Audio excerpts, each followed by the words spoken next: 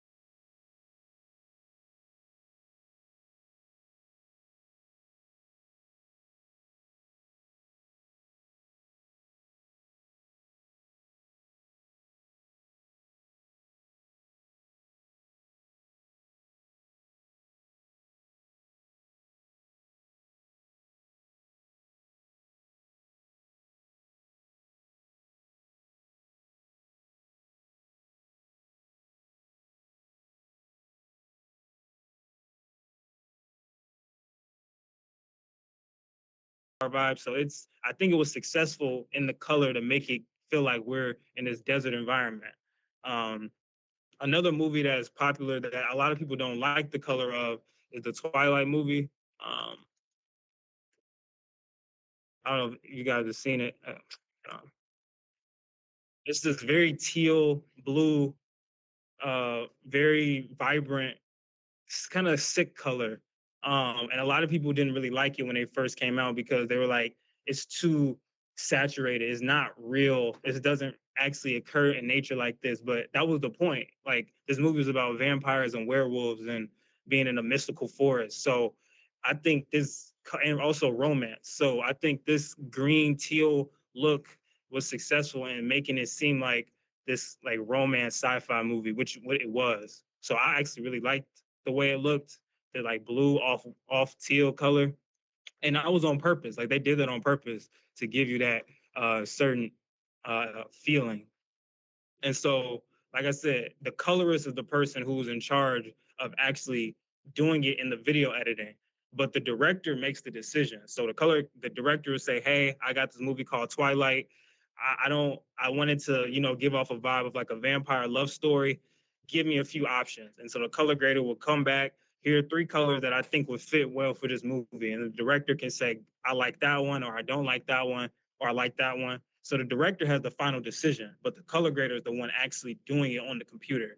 But the director is the one who gives it the go or not. So this movie probably went through maybe 4 different color palettes before the director said, "I like this one," or "I don't like this one." So the director makes the decision, but the colorist is the person who actually makes the color.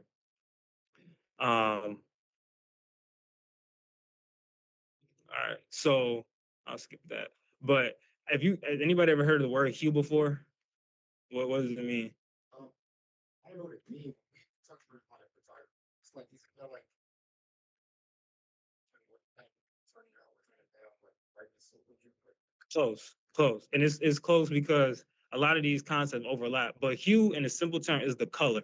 It's just the color. So the hue of the sky is blue. The hue of the grass is green. The hue of my sweater is gray. The hue of this computer is silver. It's just simply the color. That's it. It's just another fancy word for the color. So if you ever hear hue, somebody say like, "What's that hue?" It's just whatever color that is. It's the same thing as color. And so we'll actually get into CapCut for about 10 minutes just so I can show y'all how to color grade and make your videos look more cinematic. And you'll see these terms hue, and so you'll know what it means. Like, okay, hue doesn't necessarily mean the brightness, it means the color. So if I want to change the color, I got to change the hue. So hue simply just means the color. Anybody heard of saturation before? Any guesses? Say that again. Yeah. So saturation is the intensity of the color. So zero saturation would be that silver, like that gray scale I was telling you. Like you said, the dark. What'd you say? The something of the color. Right, gray. So it's just the gray. So the lower saturation, the grayer it is, the higher the saturation, the more vibrant it is. So I'll just show you an example of what saturation is, and then we'll work with it. So this is basically um, what I'm getting at. Hue is the different color. Saturation is how intense that color is, and then the value or brightness is just how bright and how dark it is. So these three concepts you'll come across when you edit, um, and start making tweaks to your colors of your videos. But hue again is the color, saturation is the intensity of that color, and then the brightness is how bright or how dark that color is. So those are three concepts and color theory that they talk about. Um, cool. So I'm gonna talk about that. And so next, I'll play a video in a minute, but I want to show something. So anytime you watch a movie, certain movies have certain colors. So these are common themes of colors in movies. So if you see a movie that has intense reds, it could mean one of these. It can mean love, it can mean anger, danger, violence, right? So when you see red, you typically associate red with what? When you see red, what do you typically associate that with? Okay. What else? Is that it? Well, you see red. What is that? All you would associate red with is like blood, violence, danger. Anything else? Yeah, it's up there. Yeah, but I was gonna say love. Like, yeah, yeah, it's right there. So love too. Love, and I'm getting to this, that red is different. It can mean different things depending on how you use it. So you can use red to represent blood, that's violence and danger, but you can also use red to represent love and romance with hearts. You know, hearts are typically red because it represents love. Or you see a stop sign that typically is red, like get your attention, or like danger. Those type of things are in red for a reason because they stand out. They give off certain emotions, but they can give off different emotions. So it's not always violence or blood. It could mean love. It could mean intimacy or passion. Um, Anybody, if you see pink, what would you think pink is? That's the next one. You said what? So like Valentine, love, kind of still. Yeah.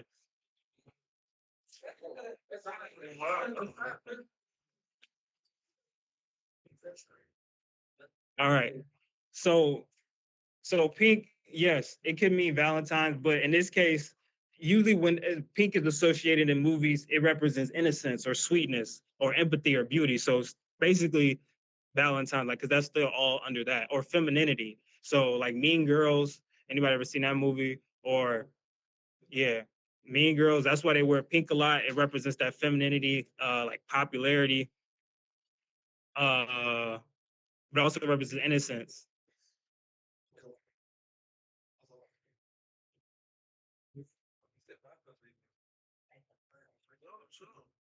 All right, so orange, when you see orange, that typically represents warmth, sociability, friendliness, happiness, youth. So a lot of movies that bring in that orange color, they typically have these things represented in the film. So um, if anybody's ever seen like Moonrise Kingdom or um, The Martian, a lot of these movies uh, have that orange color scheme to represent these different ideas. Yeah.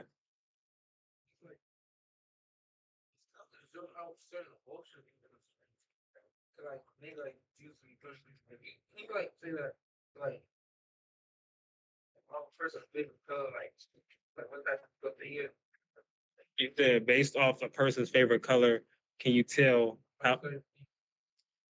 Not necessarily.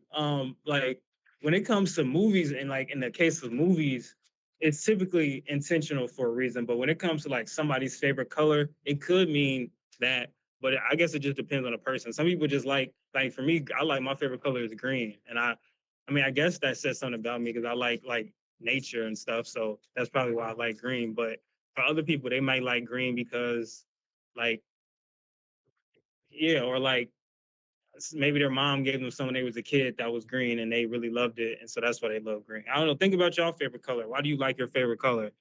Um, I don't know. It may be something, a connection or something you have with something, but yeah, I guess it does mean that, but it would just depend on the person. All right, and so yellow. When you see yellow in movies, so this movie called Birdman, which was good, that had yellow. So yellow, a lot of the or the movie Contagion. If y'all ever seen Contagion about that like virus, they use yellow, and we'll talk about that. They use yellow a lot. That represents sickness too. So anytime a bright, sick yellow, that usually represents sickness. So that's why in that movie Contagion, yellow was a huge theme in that movie, and a lot of other movies too. And we'll get to that. And so green, like I said, when you see green in a movie, that represents nature or corruption or danger or immaturity. A lot of the times it represents nature though. So Lord of the Rings, The Hobbit, Harry Potter, um, nature, but like I said, also represents danger, darkness. So green can kind of be a mix of a lot of different things depending on the intention behind it. So then we have blue. Blue is important because blue is used a lot in movies to represent calmness and coldness and isolation. So when you think of blue, that typically you probably get and I like that's typically associated with like sadness or calmness. If you ever think about like you're at a beach and you're seeing an ocean that's calm, or if you're in a field and it's a bright blue sky, you feel calm with that. So blue that color really stands out and is used in a lot of movies. So purple is an interesting one, which isn't really used that much, but a lot of time that's used for fantasy. So Avatar, they use it a lot, or mystery, um, exotic. So anytime you ever see those movies, like you see those dancers and stuff, they usually have purple lights or like purple outfits or purple wigs, because that gives off like an exotic, sensual kind of vibe. So purple is not as common, but it is used for certain scenes and certain themes. And so these are just some colors. Like it doesn't always have to follow these themes, but I'm just showing you this. So if you ever edit a film or color grade a film, you have this in mind to know, okay, if I want to invoke danger to somebody, let me probably make this scene red. Or if I want to invoke romance, let me also do red. But if you also want to represent calmness and sadness, maybe I'm gonna make my scene blue. You know, so certain colors have a different effect on the person. So I'm showing you this just so you have an understanding of how colors work with your emotions and when you're watching something. And it's intentional. Directors use this intentionally because they know certain colors represent certain things. Right. So that's all the point I wanted to make with that. What else? Okay. So the next point I want to get to is you don't have to like memorize this. I mean, some of these you just have to just if you understand these topics, they'll be pretty straightforward. And I'll just show you some examples. So it's like 4 different types of color screens, real quick. So it's monochromatic, analogous, complementary, and triadic. And like, I'm not going to go super deep into this just because we don't have that much time. But just to give you a brief understanding of what this stuff is, anybody know what the word monochromatic means or ever heard of it? Exactly. Yeah. So mono, if you ever hear the prefix mono, that typically means one or solo. So mono, so one, and then chromatic typically means color. So one color, so monochromatic. So if you ever see a movie with a monochromatic color scheme, like you said, one color, typically a movie has one color if it follows a monochromatic color scheme. So I'll show you what a so monochromatic looks like this. All these movies have this very intense yellow or different shades of yellow. So that's monochromatic. It uses one color. You don't really see red, you don't see blue, you don't see purple, you just see yellow. So that's monochromatic. It's just one singular color. Also in the movie The Matrix, right? That's monochromatic. It's pretty much all green. There's no other colors in that movie. It's just different kind of shades of green, but it's all still green. And a few other movies too follow this. But that's that. So monochromatic simply means one color in the film. Yeah, question. What, what if like, what if it's like, no, it's I got you. That's called complementary. And so that's going to be after the next one. And that's an important one. It's used a lot. Yeah, with him and wires. Yeah, it's like we'll talk about that. Yeah, we'll talk about that. And like why they use that. That's called transitional color. They show a transition of time or emotion through color. So at first everything's bright and happy. Like the movie Up, if you've ever seen Up, at first it's colorful, then it transition real dark and old is because it's trying to show his transition from being happy with his wife and his wife died and now he's an old sad man. Um, so yeah, we'll talk about that. So that's monochromatic, one color throughout the movie, simple. Next is analogous. So analogous is simple, not simple. Analogous is similar to monochromatic, but analogous isn't one color. It's 2 colors on a color scheme next to each other. So in this case, blue and purple, right? It's 2 colors, but they're next to each other on the color wheel. So blue and purple. And so I should probably show this. I meant to actually show this, the color wheel. So this is a color wheel, standard color wheel. If you ever took an art class or photography or theory class, this is just it's color, right? So the color wheel has every single color, and then you have on the color wheel, so yellow and orange, these would be analogous because they're right next to each other. So blue and dark blue, that's analogous color. They're right next to each other on the color wheel.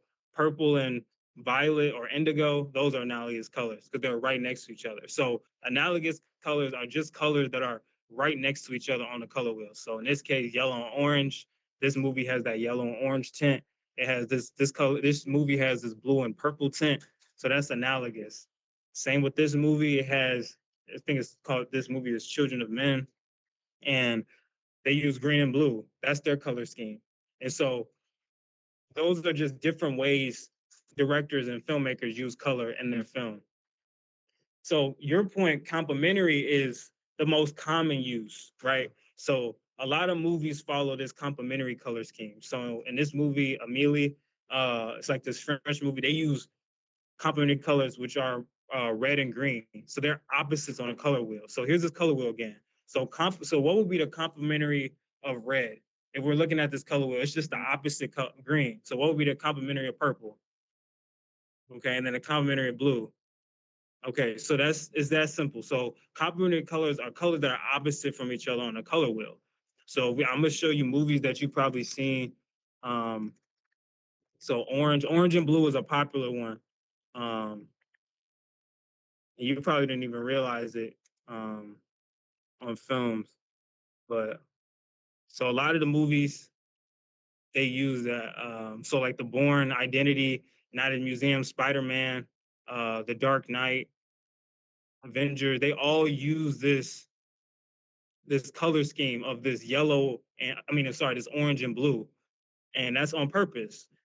These colors are used to draw in the person. Like our eyes are attracted to complementary colors. For some odd reason, we're drawn to colors that are opposites of each other. So when those go on a film, that makes us more appeal to the image that we're seeing. And so, yeah, I am number four, 27 hours, Wolverine. A lot of movies follow this because it's kind of an easy concept, but it's also a nice look. And I think the next one we said was purple and yellow. A lot of movies don't really use this purple and yellow. Some do, but not really. La La Land.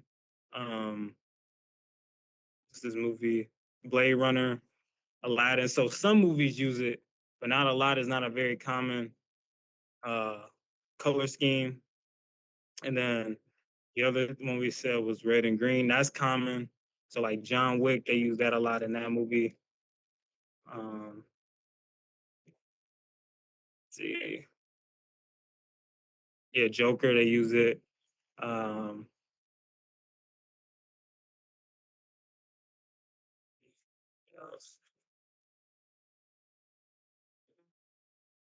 yeah, so some movies use it, but the most common is that orange and blue. Like that's a very common color scheme between movies. So monochromatic, analogous, complementary, and then the last one is triadic, which is never really ever like on TV anymore. But that's when it's three colors. So you get that red, yellow, and blue. So Superman, right? Those are his colors. Those are triadic colors. Uh, Basically, triadic colors are the three on the wheel. So like yellow, blue, red, or purple, orange, and green. Those are triadic colors. And so these colors are used just the colors are used in this way to it can be used for different reasons, but a lot of the reasons it is used because colors could represent something. They could represent an emotion. So like we showed before, certain colors represent certain things, like red represents danger, but it can also represent love. Red can also like you mentioned, 13 reasons why, it could be mentioned as a transitional thing. So if we look at the movie Up, well, I'll save that. I'll play that in a minute. But what was it? I'll just actually show that.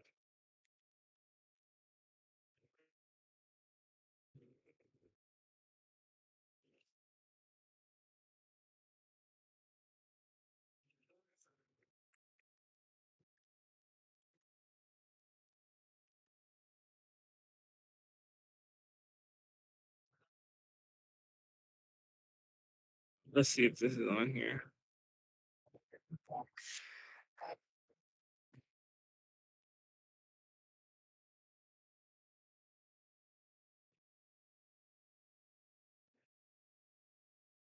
I wish it was better quality, but it's not.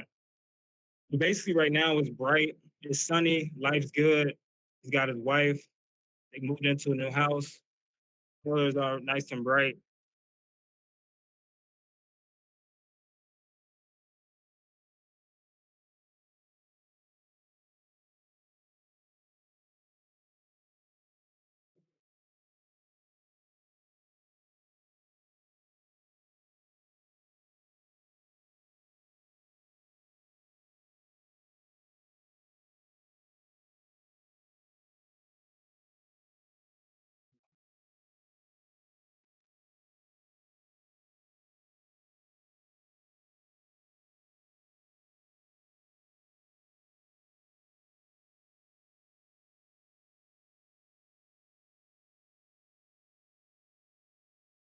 All right, so we get to the point where cool, life's good.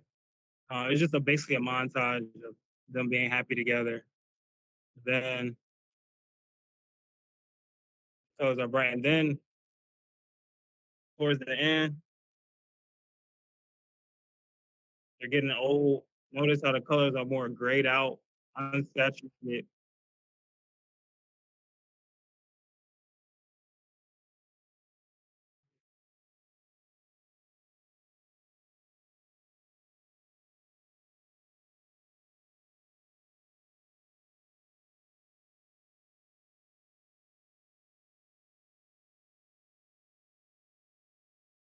And so what they were trying to do was show how um, life is more, is different now. It's more depressing because his wife isn't there with him anymore.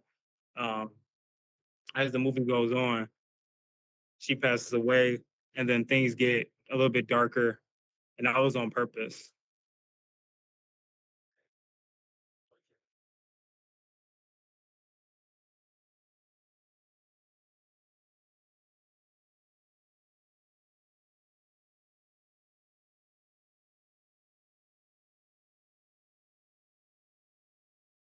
Up is actually a good movie. If you've never seen it or not, he said it's the best movie by Disney. Yeah, yeah, it's up there. But I'll show some other examples in a minute. But that's a little bit about just color scheme. We'll save that for next. Any questions so far about this though? So monochromatic, one singular color for a scene. Analogous are two colors next to each other on the wheel. Complementary are opposite colors on the wheel, and then triadic are three colors, um, like the three spaced out colors on the color wheel. It could be, but it's like, I mean, it could be as whatever you want to do, but um, you want to do what's appealing. Like if you're doing a love scene, you probably don't want to make your love scene green, but like if you did it red, that would make sense. So it's like it's about two what makes sense. But you can also play around with that. Like you don't have to follow these rules. These are just common themes that are used in movies. But you could go out and do something different and have a movie where the colors are inversed, and you say, you know what, I'm gonna make my movie have yellow be representing danger or green represent danger. So you can do whatever you want, but these are just common themes for movies, and they're used for a certain way. All right, I'm gonna show a video in a minute, but you have two different types of ways that colors are used. So you have discordant colors, which are basically special colors in a scene that stand out. So in this scene, this blue lamp stands out. That's for a particular reason. I forgot the reason why, but this lamp stands out for a certain reason. It has a certain message or theme. So this color goes against all these other colors. So this blue lamp stands out. It's like, why is there a blue lamp in this all red room? That makes you question, like, what does this lamp mean? Why is it there? What does it, represent? So that's a discordant color. It's a color that stands out among other colors to represent something. So you can use that in your film, right? You can have like a red doorknob, like in this movie, The Sixth Sense. The red doorknob, anytime I think he saw something red that represented like a demon was about to show up or something.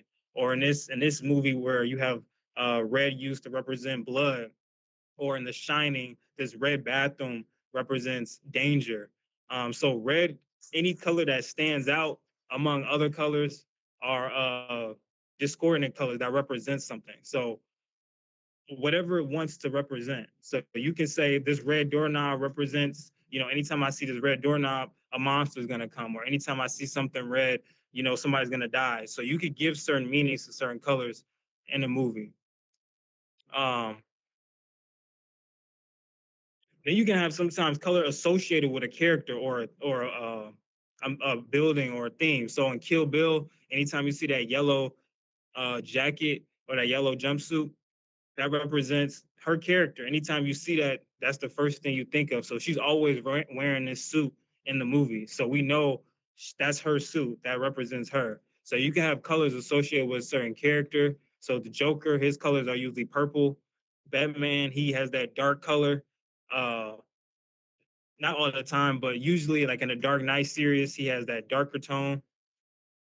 In The Godfather, this is the fun fact. If you ever seen that movie, anytime there's an orange in a scene, somebody's about to die. I don't know why the director did that, but anytime you see an orange, somebody's about to die. So you can associate certain colors with a certain meaning. So death, in this case, in The Godfather, they associated the color orange with death. So anytime you see orange, somebody dies.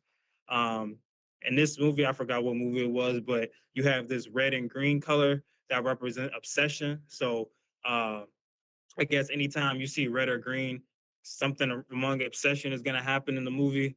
So certain colors can represent certain ideas or certain themes. Um, so that's associative color, which makes sense. Colors are associated with a theme. Associative colors associated with an idea, character, or a theme. So that's what associative color means. Basically giving a color to a certain character or a certain theme throughout the series or the movie. And this is to your point with 13 Reasons Why, you have transitional colors. So this is when a color scheme shifts over the course of a story to represent a certain change in character or theme or transformation. So um,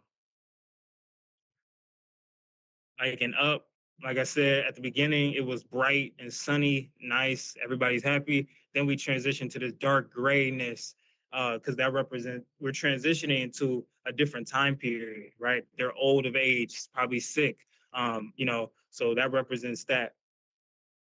Transition in colors can also represent like person's transition through time. So um, I think this is this dark. I forgot what character this was. I was never really a Star Wars person, but I know that he turned. This gives us the idea that he turns from good to evil, right? So these colors at first he's wearing white that represents this good character, this hero, but then he goes dark and now he's a villain. So that black means he's a villain now in this movie. Yeah, is he? Oh, what? Well, doesn't he give like a father, Anakin? he was Okay, so this must be so this Luke. Okay.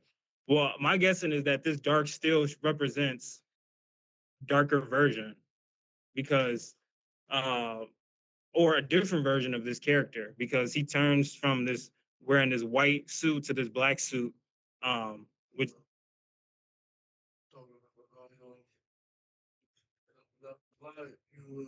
he found out his father's Anakin, and they had to during that time get that battle. They fought father and son. okay. Yeah, I mean, you're right. Like I said, I've never been a big Star Wars person, but that sounds about right. But basically, the point I'm getting at is that you could use colors to represent a transition from good to evil, from young to old, to young to, like I said, young to old, evil to good, happy to sad, uh, clarity to chaos. So you can use colors to represent transitions in film between characters. I'm gonna play one video real quick, and then get into CapCut.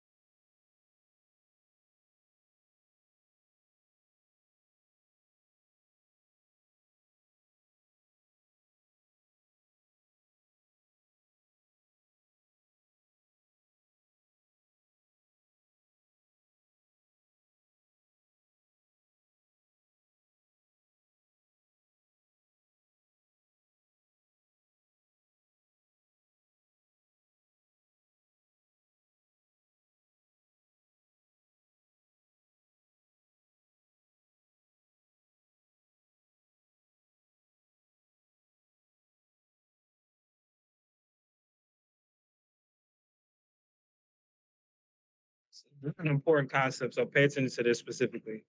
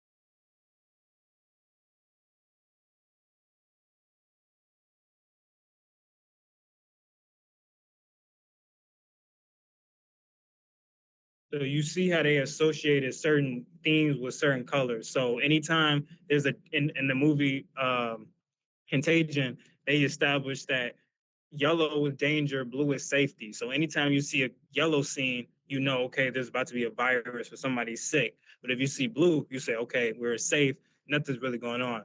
Because they established that color at the beginning. They showed that person getting a virus when it was yellow tinted, and then they show, you know, everybody healthy while it was blue tinted. So it was easy for them to jump between, you know, yellow and blue because they established the meaning behind those colors at the beginning of the movie. So that was a thing many people probably didn't realize consciously, but subconsciously you did realize it because of the way that the color scheme was presented. So if you watch this movie, you see, okay, blue, I'm cool. But anytime you see yellow, oh, somebody's sick or there's a virus in the scene somewhere or somebody's about to die or whatnot. So they've established those colors.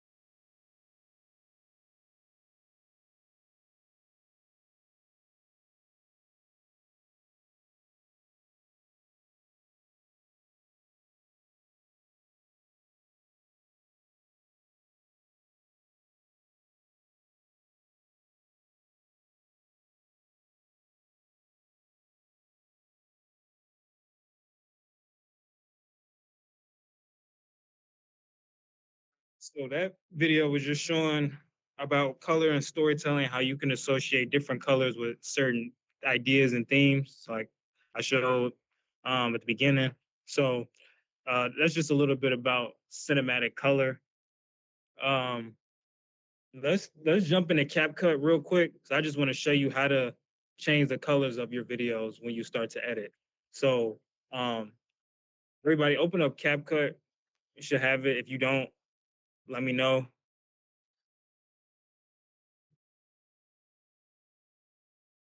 Um, Jonathan, is that your name? Yeah. I know you probably don't. Well, I use it all. Oh, you got it on your phone. Yeah. Oh, so you edit before? Yeah, last few years. Oh, wow, okay, cool.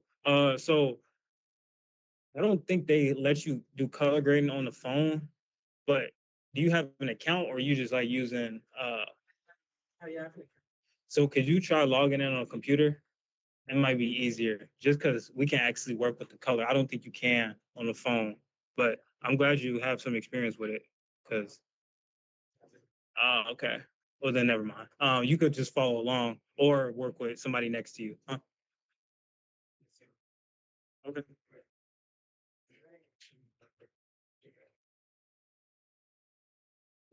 Here's a pen. All right. Everybody got CapCut open. I'm gonna just show you guys how to color grade and CapCut to color your videos, and I'm gonna color something to show you kind of how the transition looks. All right, so we're just gonna create a new project. Let me know if you guys don't have CapCut so we can get you going with that.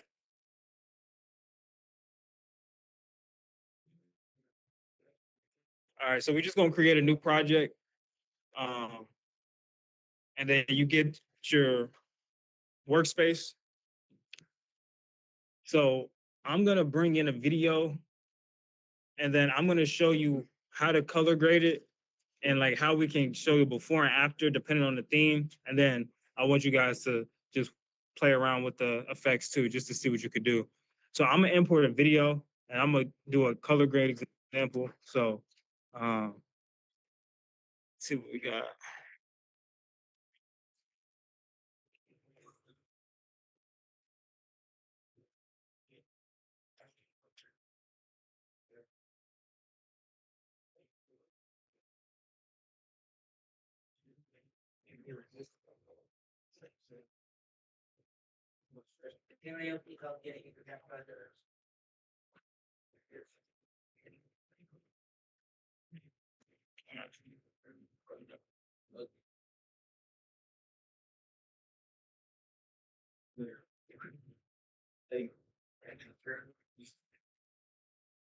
All right, everybody, what time?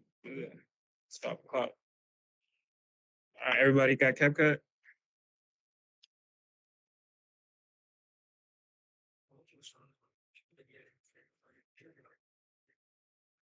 All right. So let's look at this clip real quick. This clip that I have is like I was in Sedona like a year ago, and so I took a video, but this video obviously needs some work. It's desaturated. Is not. I'm gonna make it bigger. It's desaturated. Is not colorful. It's kind of grayscale. Like you wouldn't show this to anybody. This doesn't look like anything that stands out at all. So this is the video. It's like 13 seconds or something.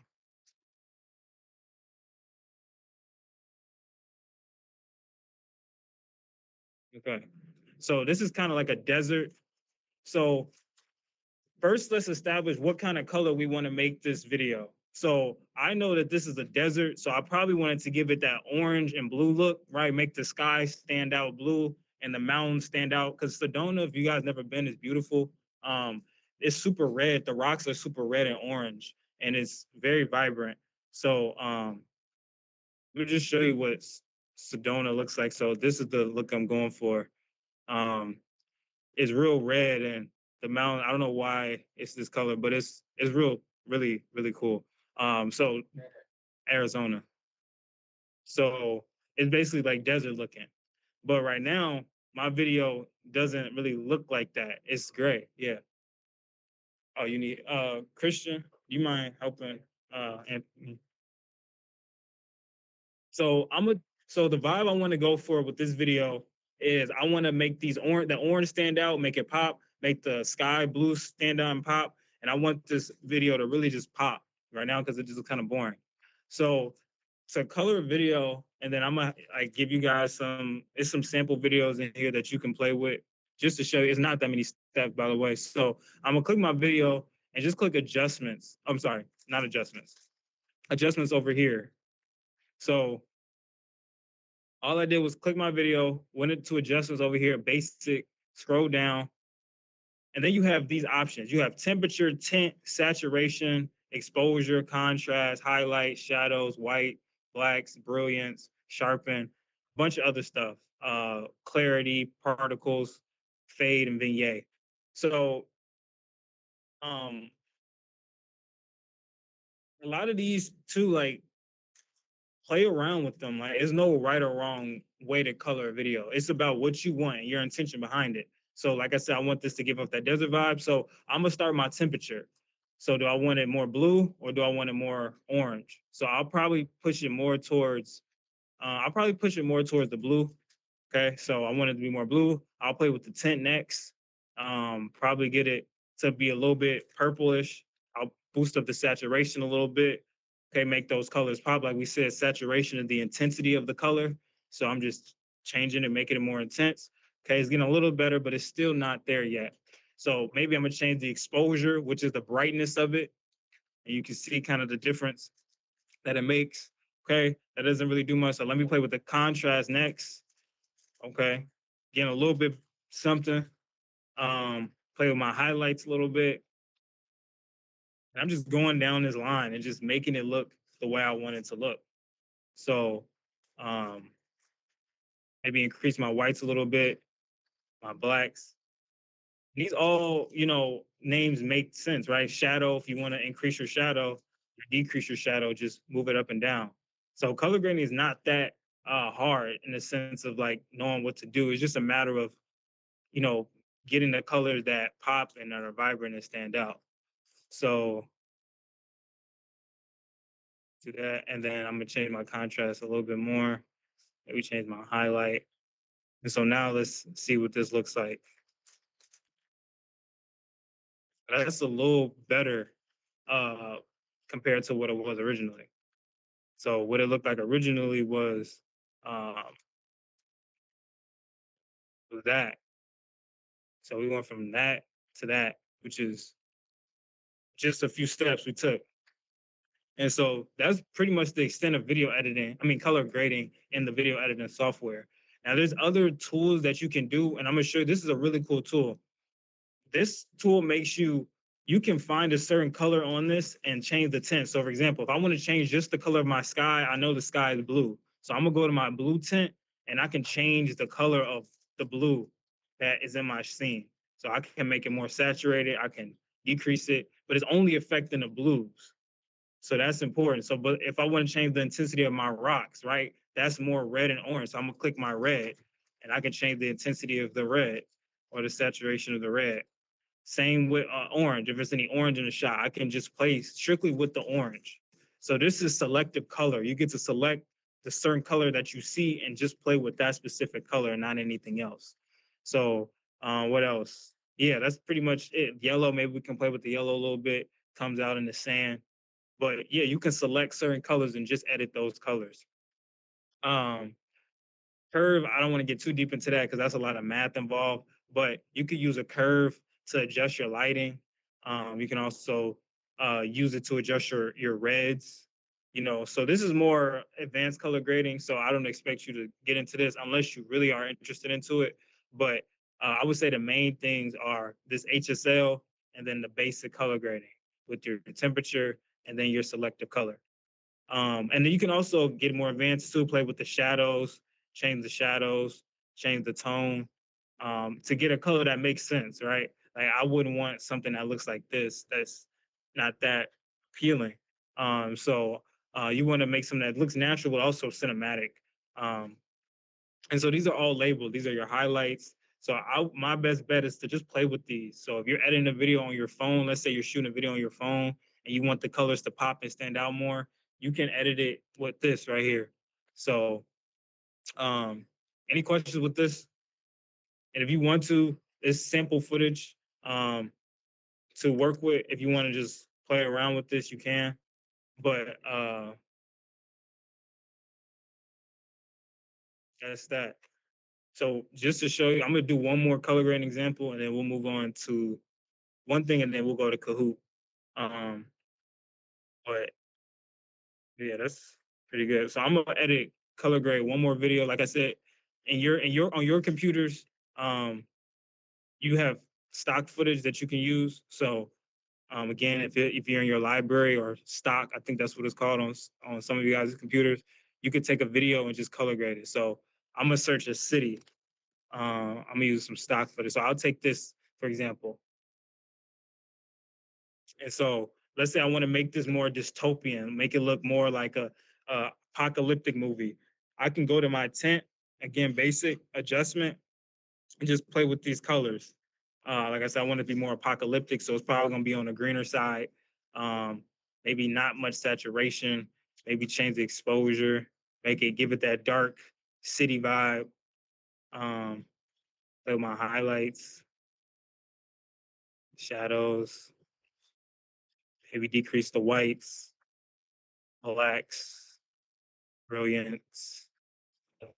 Maybe sharpen it, and not sharpen it. Maybe some clarity, particles. And so now we get this more like dystopian kind of look. So we went from this to this, from that to that. So that makes it a different, kind of gives it a different vibe. So that's just basically coloring 101 in CapCut. So any questions with how to adjust color? And my thing is too, like, it's not a lot of tools to adjust color in here.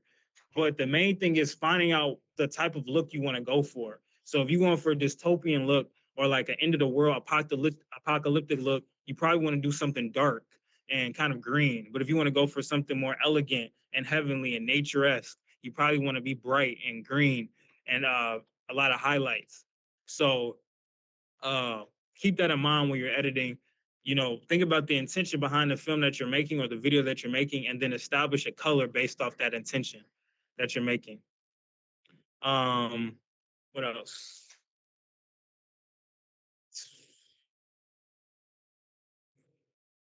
Um,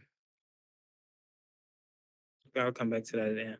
All right. So how many people we got? 1, 2, 3, 4, 5, 6, 7, 8, 9, 10. All right. So I think 10 is the max. All right. So have everybody played Kahoot before? All right. So basically just get your phone out, or you can use your computer, I think too. Either one. Um, and join this code 49. So we'll start once we get everybody going on here.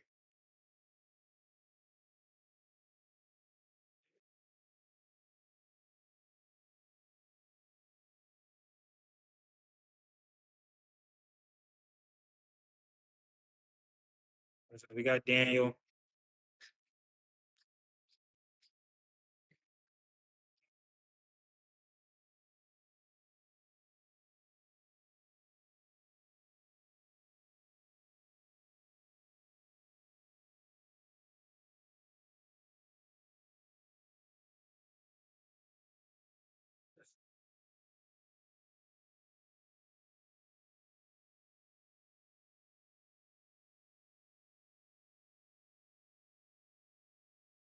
Yeah.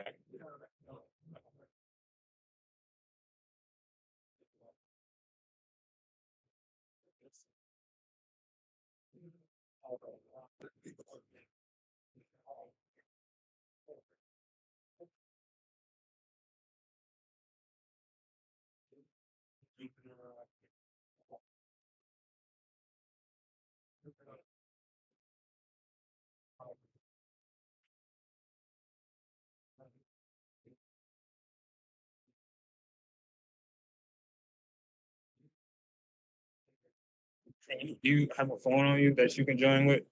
Oh, okay. So if you want to do that, you can.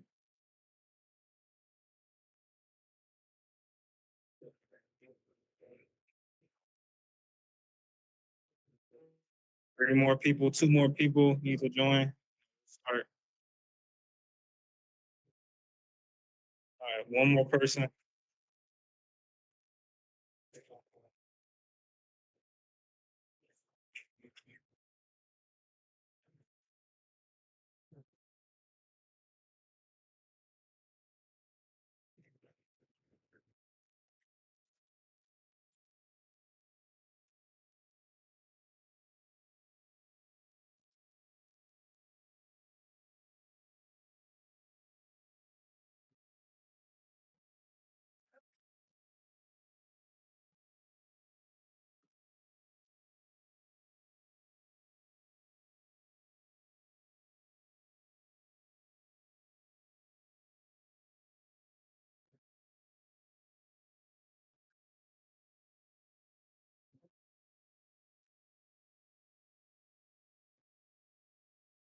Somebody just logged out.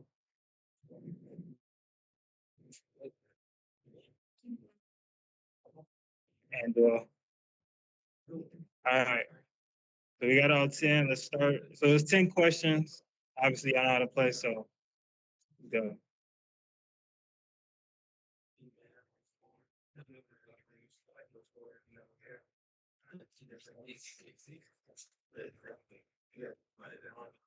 All right. Who makes the decision of what color a film should be? Who makes the decision?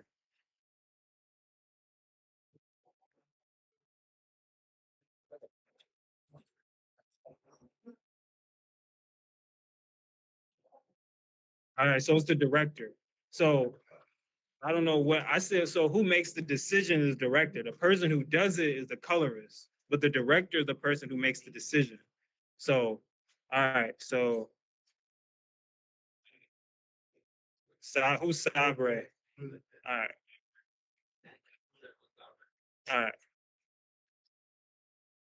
What color is opposite of blue on the color wheel?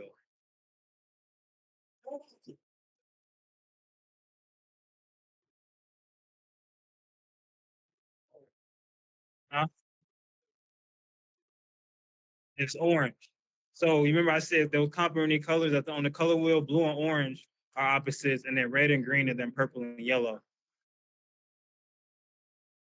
All right. Oh, who's Day Day? All right. What color represents mystery in the film? I don't know if y'all heard me mention it, but I mentioned it. What color represents mystery? If y'all got a good memory. Purple. So purple represents mystery. You said purple? All right, we got it. Magical and mystery. Yeah, that got some people. All right. Which director uses mainly analogous color scheme? I mentioned it a little bit. I don't know if I'll give you a hint if you don't remember me saying it. No. I don't think I really mentioned it. You could just put Wes Anderson. I'll give y'all this free one. So you put it first. So I mentioned it quickly, but he was the one who did uh um, the Moonrise Kingdom. So he did this movie, the one with the orange. So yeah. Um let's see. Scoreboard. Fill up. All right. What was the I didn't mention this. Skip this. Okay, I'll give this is a just put a trip to the moon. I meant to mention it. But basically, I'll show this at the end. But A Trip to the Moon was the first movie to use color in film because color didn't get introduced to like 1902. So that was the first movie to use color. Yeah, I'll show you what it looked like. They actually painted over the film strip. So that's my bad. I didn't mention that. All right.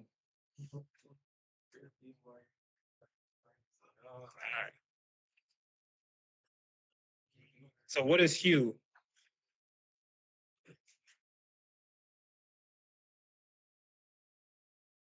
Everybody should get this one. It's the first one I said.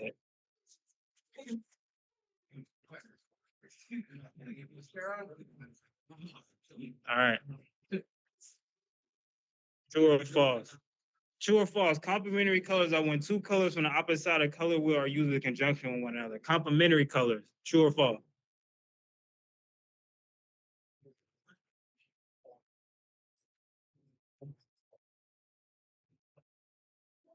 True. Complementary are two colors opposite of each other on the color wheel. So like orange and blue.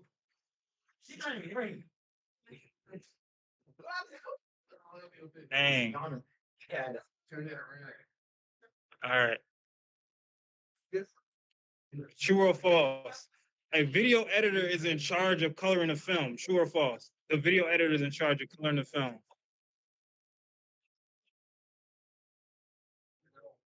False. Who's in charge of coloring the film? Yeah.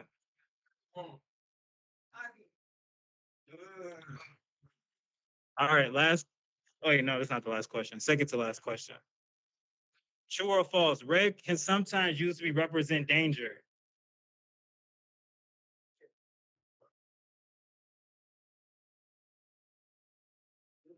Yeah, everybody should have got that one. All right. Yeah. All right. Triad color schemes when three colors are evenly spaced out on a color wheel and are used together. Triad. Triad means three, so I should give y'all a hint.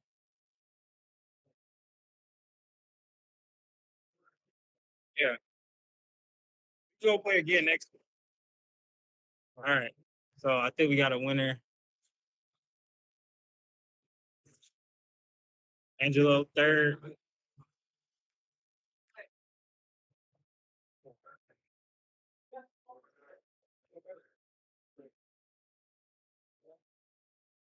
All right.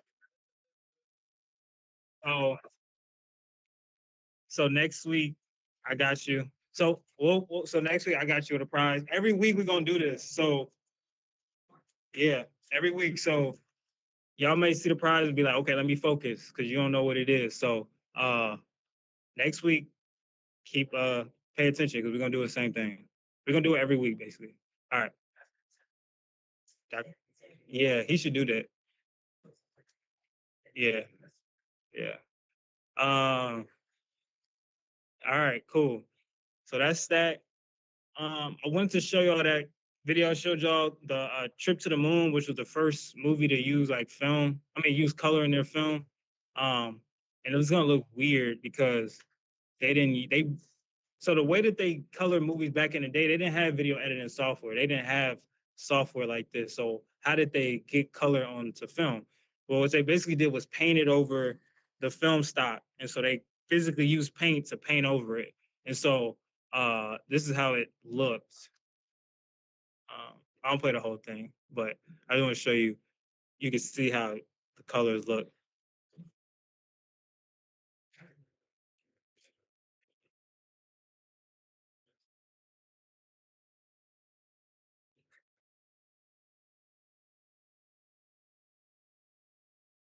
So you can see the paint look on there.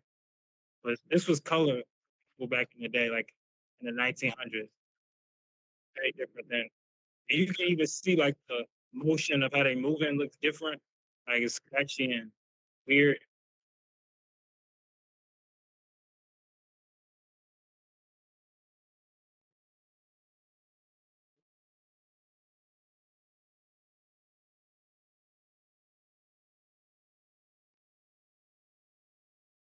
Yeah. That's one scene. This is how another scene looks. Real weird. Uh,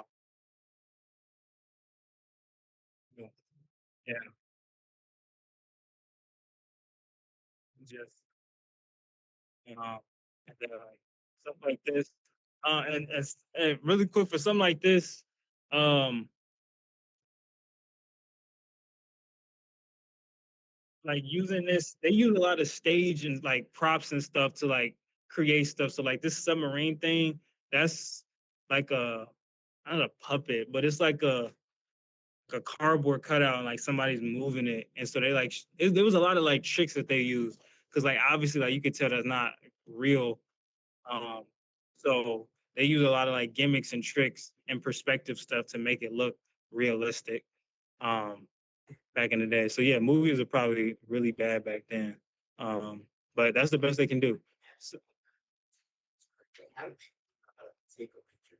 yeah, I forgot like the history or who was like the first person to do it, but like you can make a camera at home if you got the right, like not obviously like a digital like Sony camera, but you can make a camera mechanism.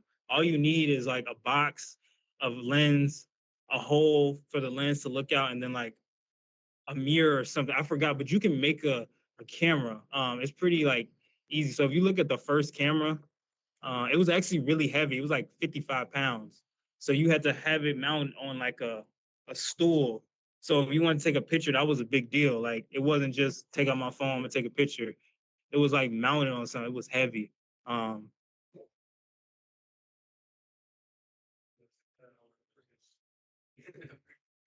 I mean, so it kind of looked like that, but it was heavy. It was heavy. The little components called to rough about it. Plus we say behind versus Yeah, yeah. there's a place on I don't know if it's like it. Well, there's some places like most places. You can get those vintage cameras. Yeah, yeah. This is like a camera obscure. This had like a camera is basically made like um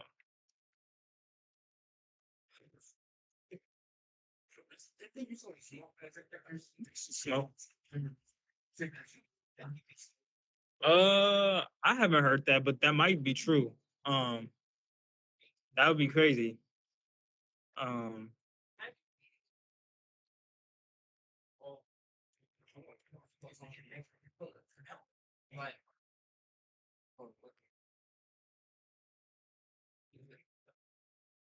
all right. So what I want to do.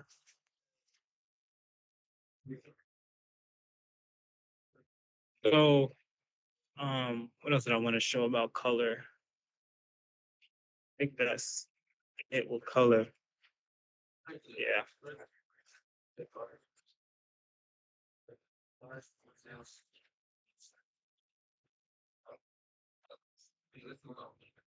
All right. So let's go into CapCut real quick. So what I'm gonna show y'all, I know we've been like watching videos, but I want to make sure you guys actually understand certain tools and stuff in CapCut to know how to edit. So I'm gonna make a quick scene in CapCut, like a quick video scene with like audio effects and stuff. So just so you can see the power of certain stuff you can do. So if everybody can go into CapCut real quick, I'm gonna start fresh so I can show you something.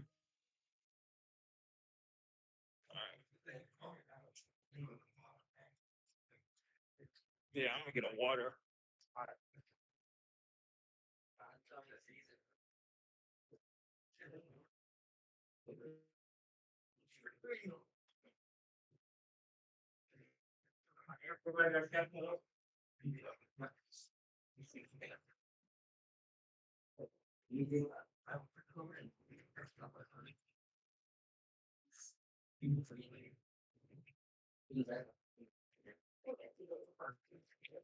All right. So all right. So in the previous like classes, we talked about sound effects and like color grading and cutting up stuff. But I just want to show you just like a basic making a basic scene just so you can understand how to bring it all together. So let me just show you how I'm gonna implement sound, color grading, and clips and stuff just to make a scene, right? So and I want you guys to help me with this because I want to make sure you understand certain things. So let's say I want to make a scene like a car chase scene where it's raining, and I want to add all that, but I don't have car with me. I don't have any of that stuff, but I just want to make a scene like that. So this is an example. So I'm gonna make this car racing scene cinematic, rainy, thunderous, and just very cinematic scene. So I'm gonna just show you what I mean. So I'm gonna go into my stock footage. I'm gonna find car racing, and they have some stock footage. Okay, cool. So let's see how this video looks. So this is a pre-made video that somebody made in CapCut, and it's a pretty cool video, whatever, but we can make it better. Right now, we don't hear anything. There's no visuals. There's no emotion. It's just a car scene like running through a tunnel. That's it. But let's add to this. Let's make it more interesting. So first thing I want to do, let's add a sound effect. So this is a car scene, so I probably want to add some car noises. So for that to happen, let's go on audio. So I'm in sound effects, and actually follow along with me so you understand this real quick. So in your import window, go to stock material, and yours it may be called library, but stock material, and then just search car race in the search tab. You should see this video. Let me know if you don't have it, but everybody should have it. It's 11 seconds of just a car racing through a tunnel. All right. Everybody good? All right. So we got this scene. So first thing, like I said, we can make this more interesting by adding sound effects. So I'm gonna go to audio and find sound effects. So audio sound effects. So I don't want to look through all of that. So I'm gonna just search car racing. That's the first sound effect. I'm gonna just search car racing. Search it. So this is the first one that pops up. Let's see how this. Okay, that sounds pretty good for our video. So I'm gonna drag it, bring it down. So now let's play it, see how it sounds and looks.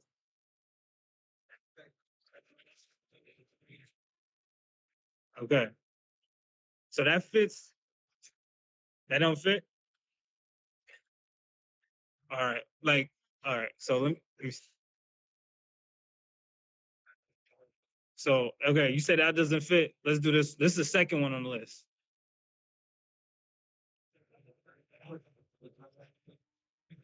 That doesn't really fit, I don't think. But yeah, so that don't work. I think the first one worked.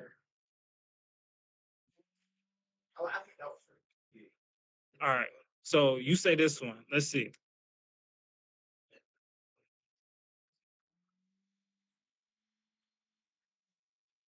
Okay. I think I'm gonna go with the first one for this example because I think it fits. And if it doesn't fit, we can make it fit by cutting it up. So this is what it sounds like right now. And that even sounds good because it feels like it's getting closer to us. So that like sound right there. Yeah. So I'm gonna go with that one. So wait, you say go with the one that's a minute and 45 seconds? I see the first one at the top. Well, you can use what fits best for you, but I feel as though the first one works best. So for that one, I'm gonna use so you see how the music is longer than my video? That means if I play this, check this out. That means if I play this, we're gonna get audio without any video. So we don't want all that. So let's cut that. So to go to our cut, back up here, click our split tool, and we're gonna cut it until it hits the end. So right here, you have a select and split, just find split, or you could press B on the keyboard. That's a shortcut. So A is the pointer, B is cut. So that's a shortcut if you want. But you could also go up here. So cut it until it hits the end of the video clip. So it all matches together like that. And everybody should be at that point. All right.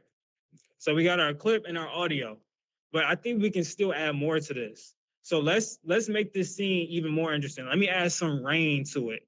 So to make it more like a Need for Speed kind of thing. So okay, you're right. But let's make it so there's like, let's say the camera has water on it, or like, it looks like it ran through rain and got in the tunnel. Let's just say that. So let's search for rain and effects. So if you go to effects at the top, you'll see effects and just type in rain. And then you have this first rain effect right here. At the top, it should just say rain. And that should be the effect. So click that and drag it onto your video of the rain. And I know it's in a tunnel, but let's just use it for this example. I use this first one. So if you type in rain and then you see this mountain with this rain right here, click it and drag it onto the video. So now we got this kind of rain scene, and then we got the car. So something like that. All right. So, but let's add that rain sound effect because we can't have rain without a rain sound. So now we got to go back and sound effects, go back to audio, go back to sound effects, find a good rain sound. So I'm gonna click rain. Let's see if we hear something good. It's okay. Probably should be more.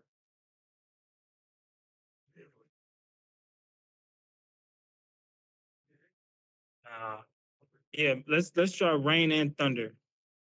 See what they got. And they don't have all stuff sometimes, so they might not have it, but they might.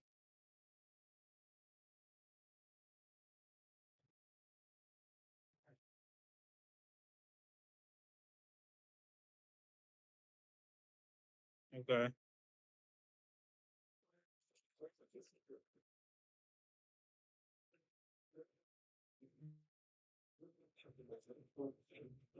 Okay, let's use that one. So you can use whatever you want, but I'm using this one that's a minute long. It's the fourth one down. So fifth one down. 1, 2, 3, 4, 5. This one has 1 minute. So I'm taking it, dragging it under my clip. So now we got two sounds. We got the car racing sound, and then we got the rain sound that matches that. So again, we got to cut it because it's still longer than our video. So we got to cut our rain, the excess sound, so everything matches up together. So now let's see how it sounds with the rain, thunder, and the car noises together. So the car racing noise may be too loud, or the rain may be too low. So you need to adjust the sound of it. You can choose whatever you want. You can either decrease the sound of the racing or increase the sound of the rain and thunder. So I'm gonna increase the rain and thunder sound, and then decrease my car sound, so I can hear that rain. Oops. Probably not that loud.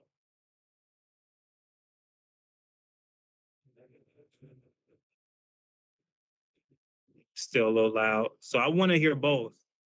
So, and if you don't know how to control the sound, just click your audio clip that you want to control and then go over the volume and you can change the sound. So, rain and thunder. So let's see. I use the fifth one down after searching rain and thunder, but you can use whatever sounds best for you. So this is what it sounds like right now.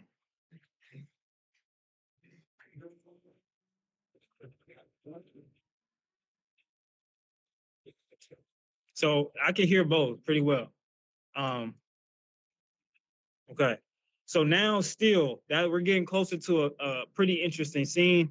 Although it's, rain, I just want to show you how you can create an atmosphere. And so now let's change the color grading of this. Let's make it look more visually appealing, like a Fast and Furious kind of movie.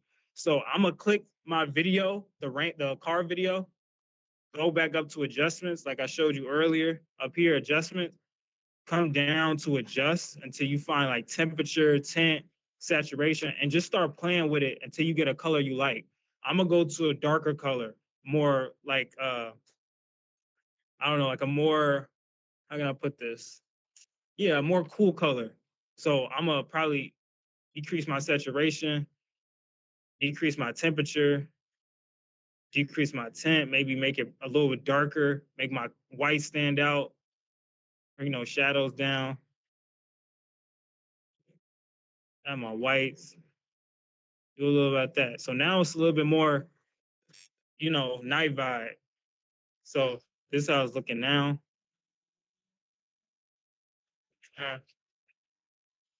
Okay, getting there. But I think I want to add some glare or something to really make it stand out. So if you want to get an effect that you might want, you can go to your effects and just type it in and it'll give you what you're looking for, or at least close to it. And so you can click on it to see what it looks like before you put it on your video. So again, I went to effects, video effects, and I just searched glare. But you can search whatever you want. So I just want to give it a different look. So I like this gleam look. So I'm gonna put it on my video, and now it kind of makes it look.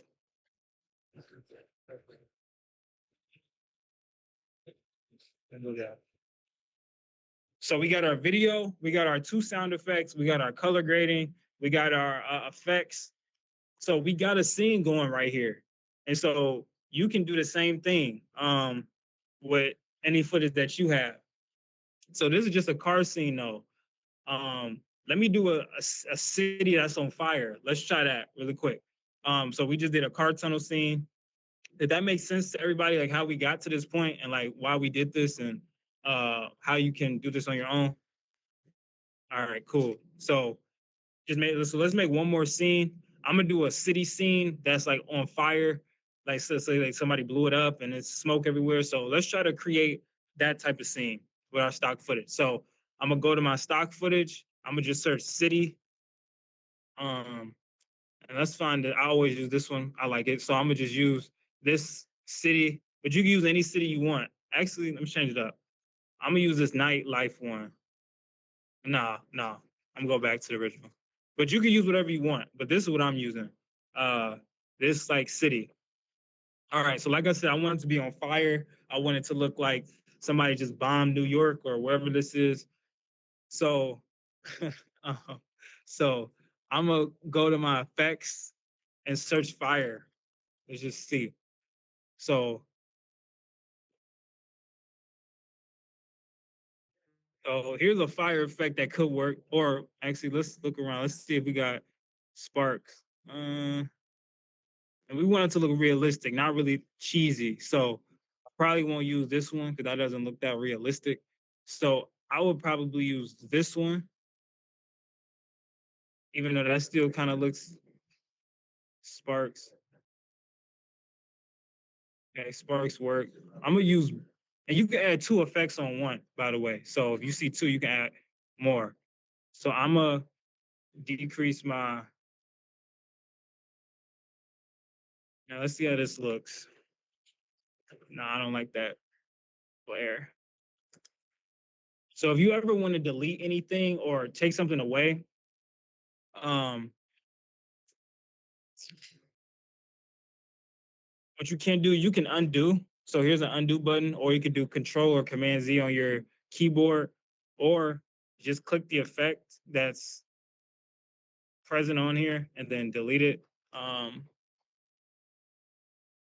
me see why it's fired.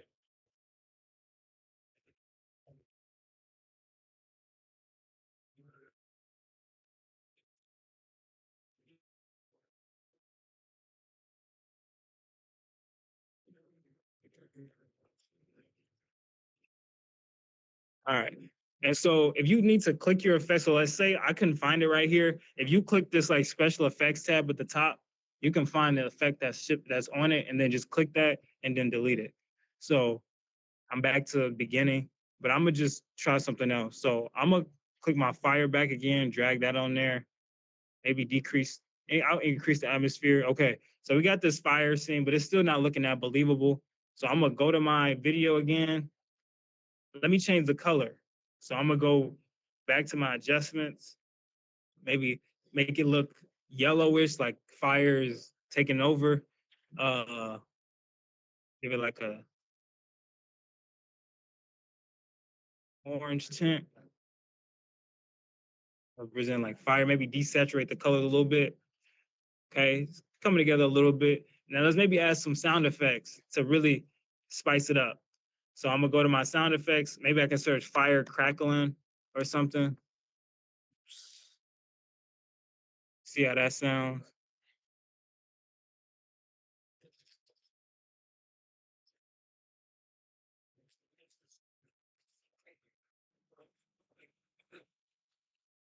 Mm.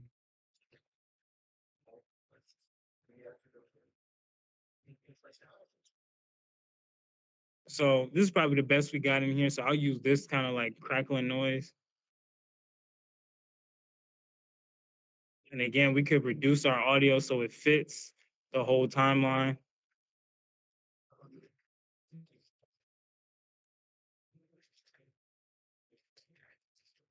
Okay. What else could we add to this to make it more realistic? Maybe make it a little bit darker.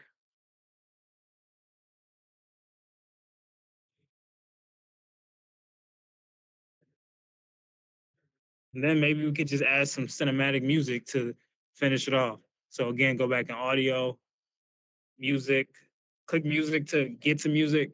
And then I'm gonna type in what's the song that I could use or like cinematic music. Um,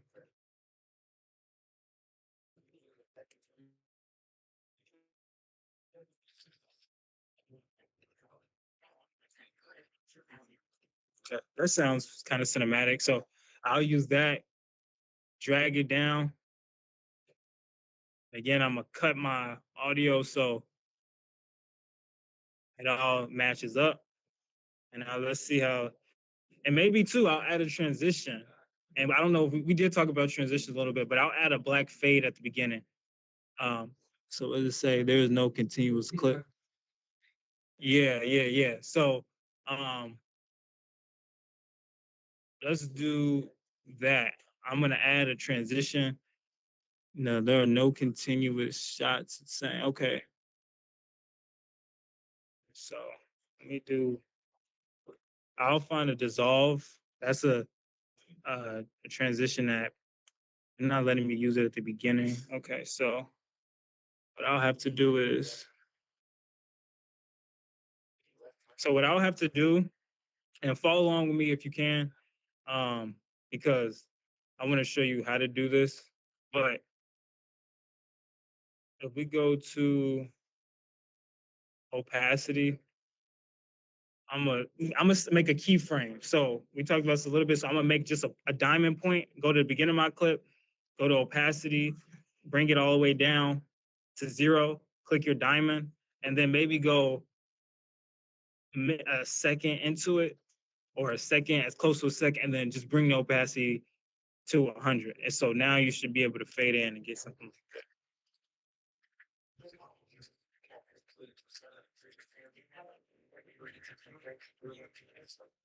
Um, I'll probably, and then you can adjust how far and close you want the fade to go. So something like this would probably be good. So let's see how this looks.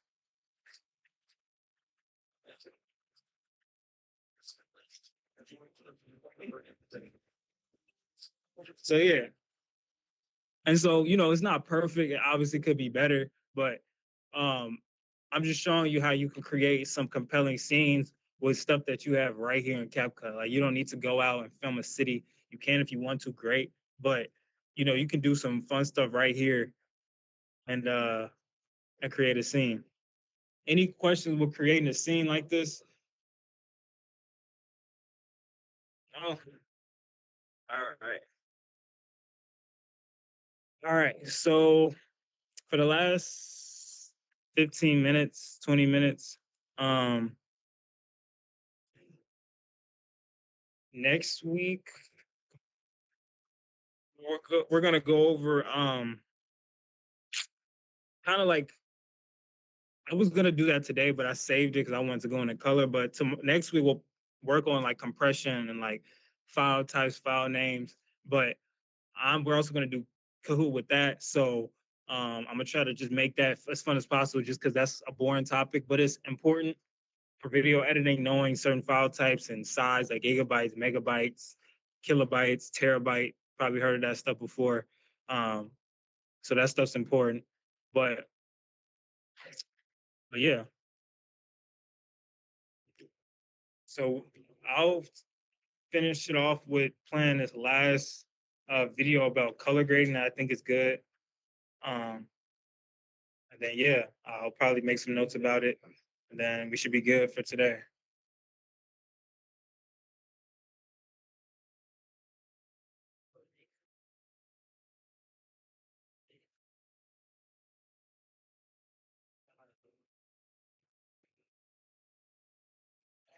All right, so this one, yeah.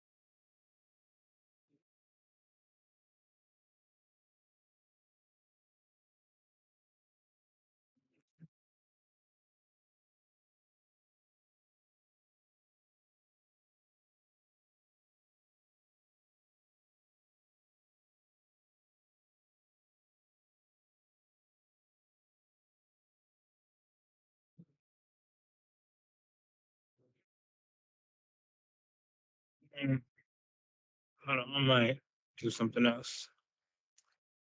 I don't want to just play that video. Um,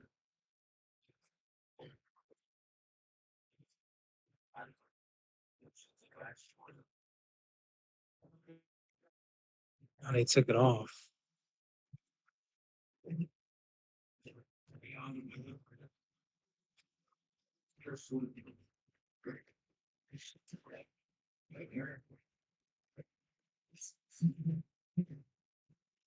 Oh, they took it off. I wanted to show this video that was weird. Um,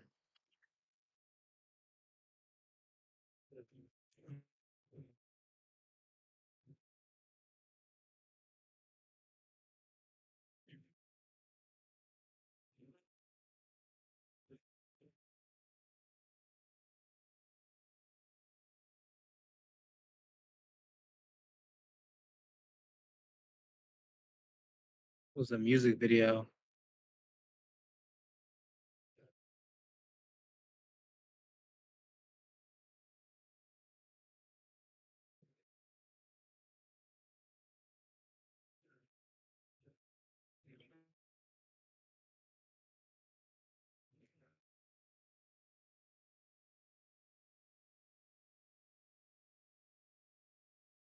I was trying to find it. Where is it?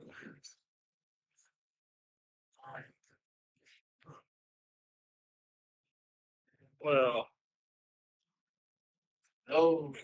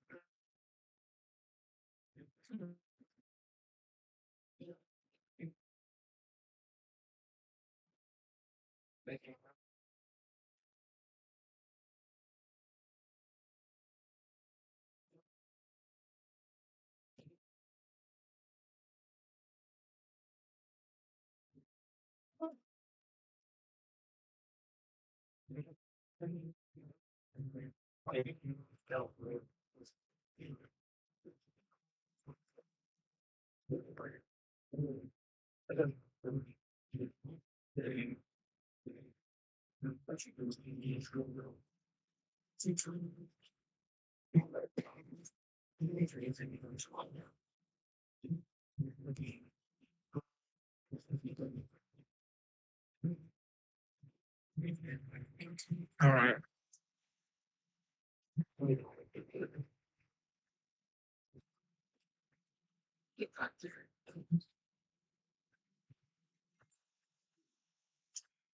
I gotta find another video.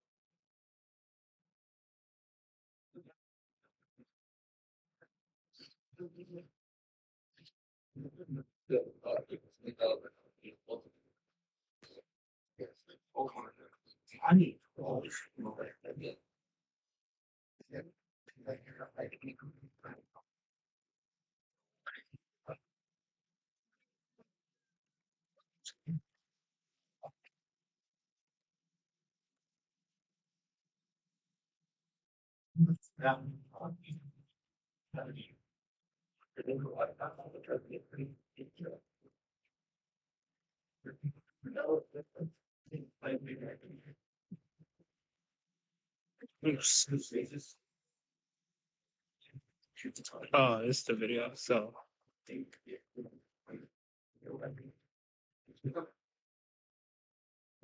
so there's this video, Pink Panthers, Ice Spice. They made this song called Boy's a Liar Part 2. And the guy who shot this video, well, not the guy, but the colorist, I liked his videos a lot. So I want to just play this video, 2-minute video, just showing the way he uses color in his music video. I'm not a big like Ice Spice fan and whatnot, but I like this video. So I'll just play it. And pay attention to like the colors and how they created it. Like they did a really good job. Um,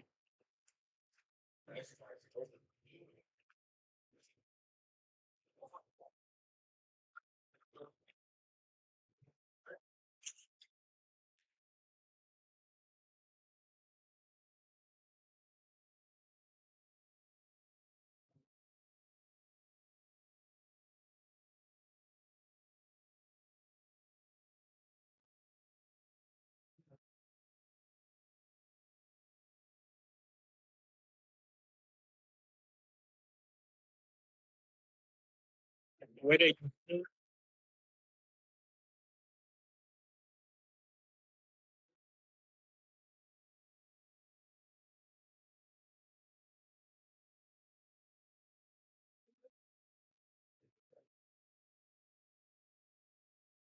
yeah, they use it on TikTok a lot.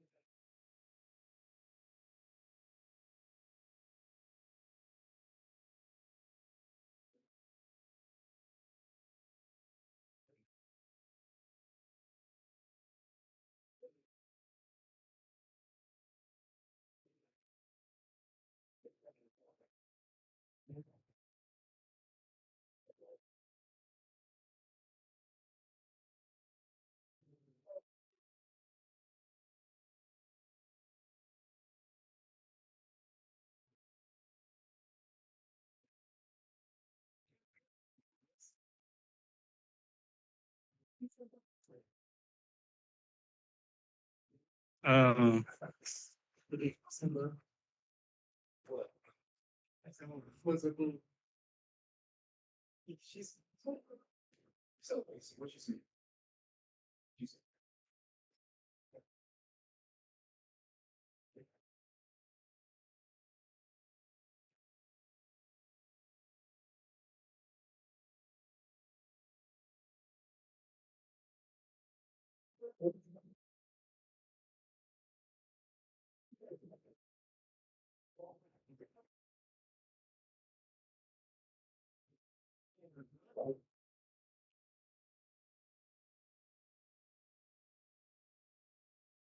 they use that yellow and blue contrast. Well, yellow and orange.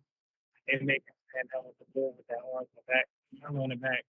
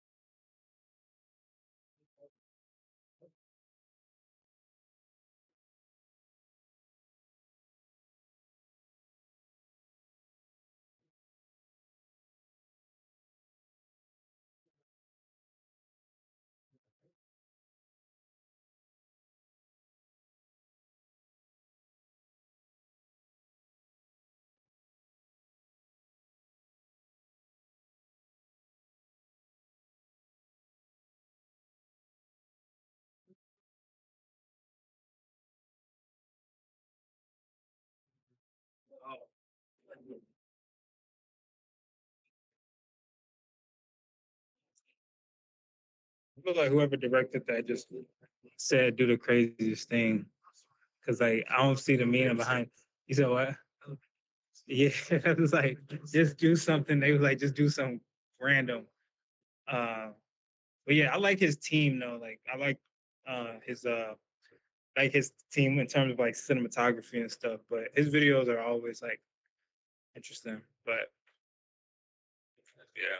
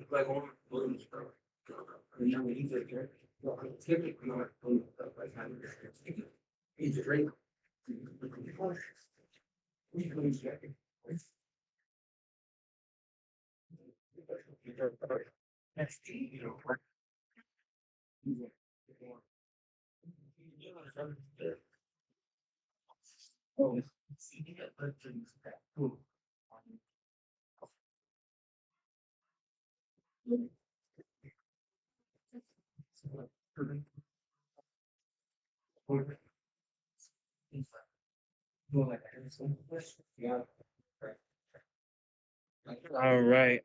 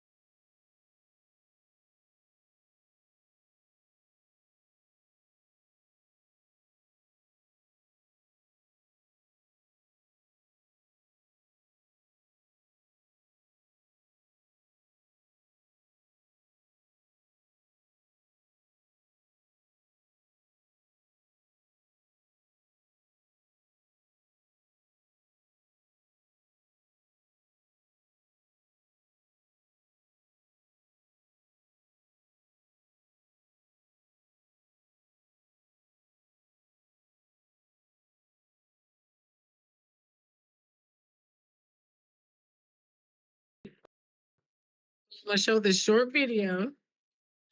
Everybody pay attention because I have some surprises for those who answer the most questions. Surprise. Is it Dude, I have that. No. you gotta be 8. This kind of you know, I need to got a t-shirt that which is one of the minutes all barrel.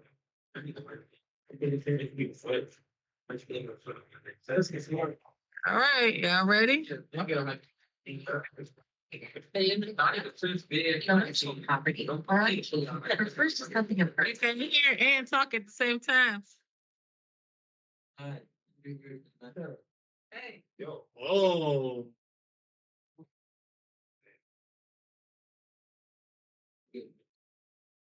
Here we go. intellectual property or IP refers to something a person has either thought of or created.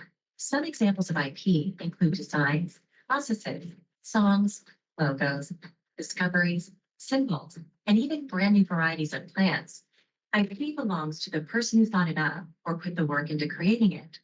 They get to decide who makes it, how and where it's used, and who can sell and profit from it.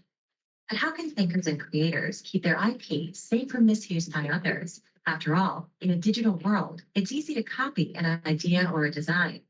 Luckily, there are laws in place to protect IP once a person is ready to go public with it. There are 4 major paths to legal protection. Applying for a patent. Patents cover things like inventions, new processes, new machines, and new ways of manufacturing things. Applying for a copyright. Copyrights protect works like art, music, writings, movies, and even software. Using a trademark to cover unique branding and identifiers like business names, logos, slogans, mascots, and more.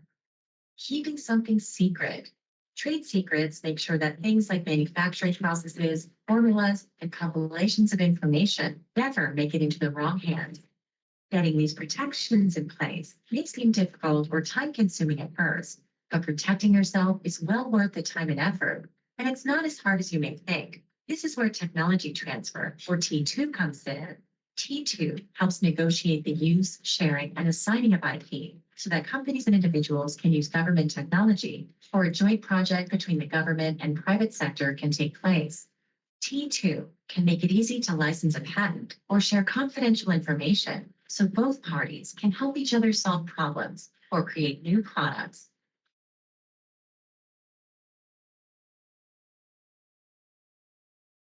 He's very, very short.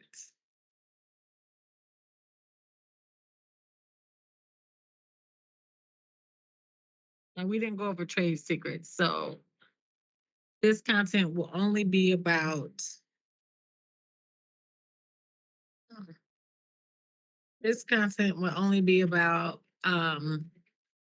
copyrights, patents, and trademarks. Okay, you ready? We're just gonna discuss it. It's kind of, let me see. You can raise your hand if you know the answer, and I'll call on you. Let me get a pencil. I mean, a piece of paper.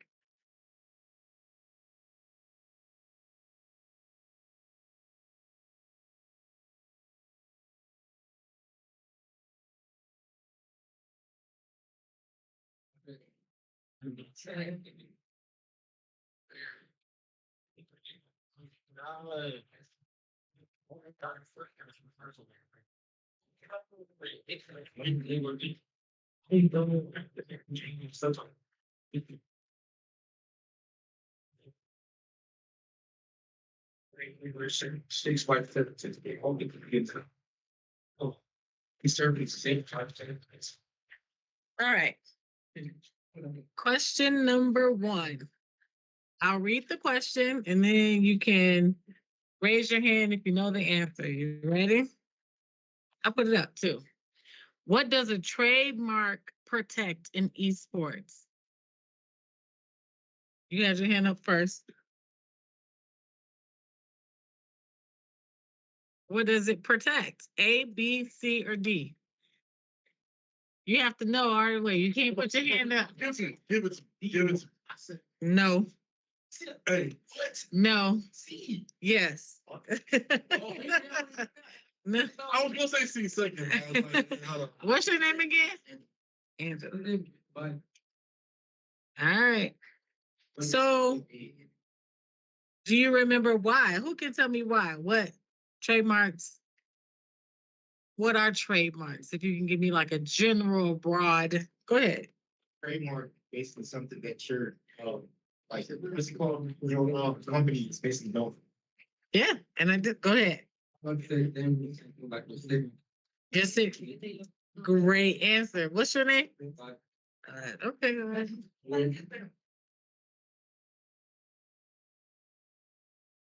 Correct. A trademark. The correct answer, C, because trademarks protect identifiers, right? What you're known for, how you're branded, how people can recognize you, like logos, team names, slogans. Give me a slogan. Give me an identifier. Give me a slogan. Just do it. You're great. I'm loving it. Oh, come with it. Come with it. I don't. What's that?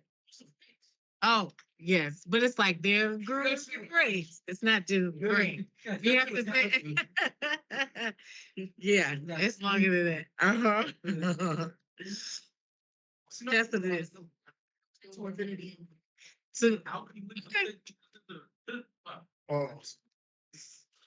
and then- well, that's true. That's true. It was the Tootsie Roll. It's the Tootsie Pop slogan. That's what it was. Because that's how you identified that Tootsie Roll. Uh-huh. Okay. Y'all ready for question number 2? Look alive, look alive, look alive. Now, when you raise your hand, you have to know an answer, and you cannot guess. Guessing, you did not guess. You knew. Okay. Which of the following is an example of something that can be copyrighted in esports? I'm gonna let you go first. Oh, Nope. wait, I'll let you go.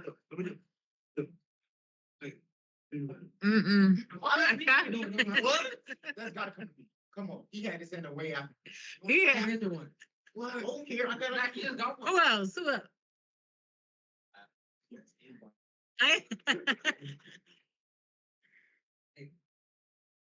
It is B. You are correct. A video game soundtrack. So think about, what do we think about when we think about copyrights? You see this all the time. You're on social media all the time. Can you play music? Well, like, can you play music? What do you have? If you're on Facebook, you have to put that disclaimer. You may not have to do it anymore, but you remember when you had to put that disclaimer when you play music? This does not belong to me. That's because it's a copyright. It is protecting that individual's music. You're letting the world know, putting us on notice that it is not yours. Now, I have a bonus about copyrights. How can you put people on notice that this is your copyrighted product? Well, wait, there's several ways to do it. You can put them, that's not what I'm thinking, huh? Like a watermark, yes. Something like, well, what's the watermark? It's like no, say why I'm talking. When- In poison, it's like when they say that's not what I'm looking for. Go ahead. watermark. Like say if you put your logo on something that's saying like this below. It belongs to you, but remember, I don't know if I Like remember. a little seal on it. There we go. No. The little circle with the C. Remember? You had say copy. Yes. So that's how you put that. That's how you put them. No,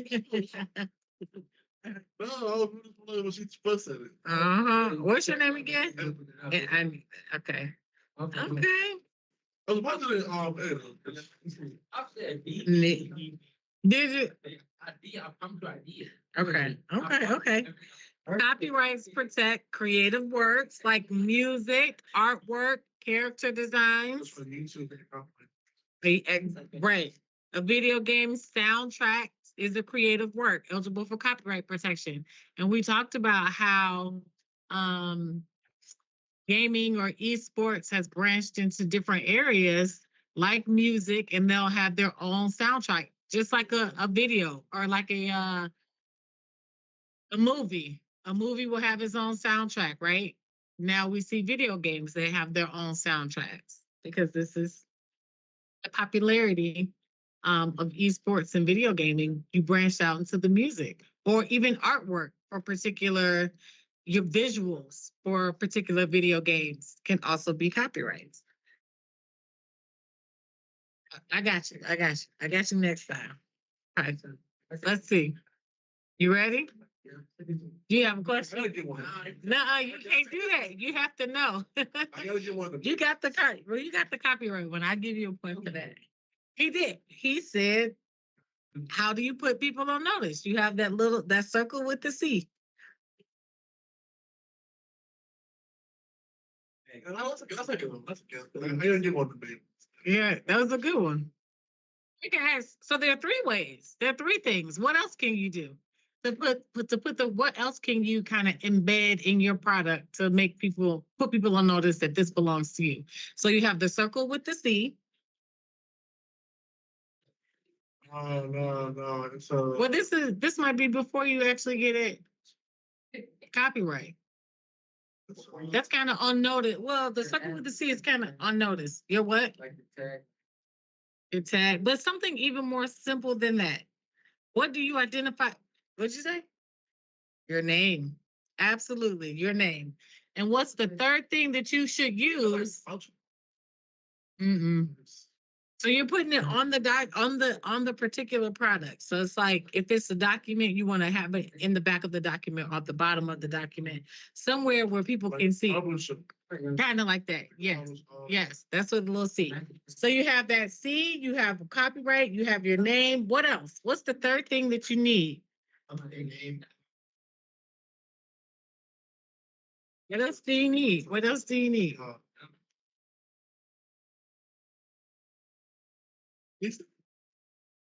The date. The date. There you go. There you go. The date. What's your name? Right here. What's your name? Is it? All right. There we go. All right. Question number three. Question number three. You ready? You can't.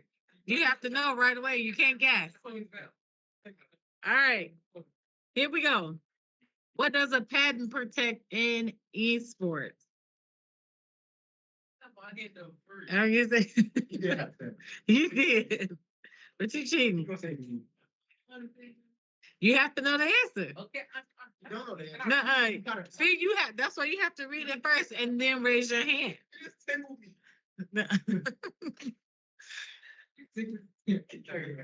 Y'all gonna let them dominate? It's gotta. Oh, I'm just saying. I'm just saying. let them go. He tickled me and I had my hand up first. That's Oh, I get it. I get it. And like, even like, it's this. No, it's No, not. hey, I think Israel said it first. If I can accept, can I get it? You can give me okay.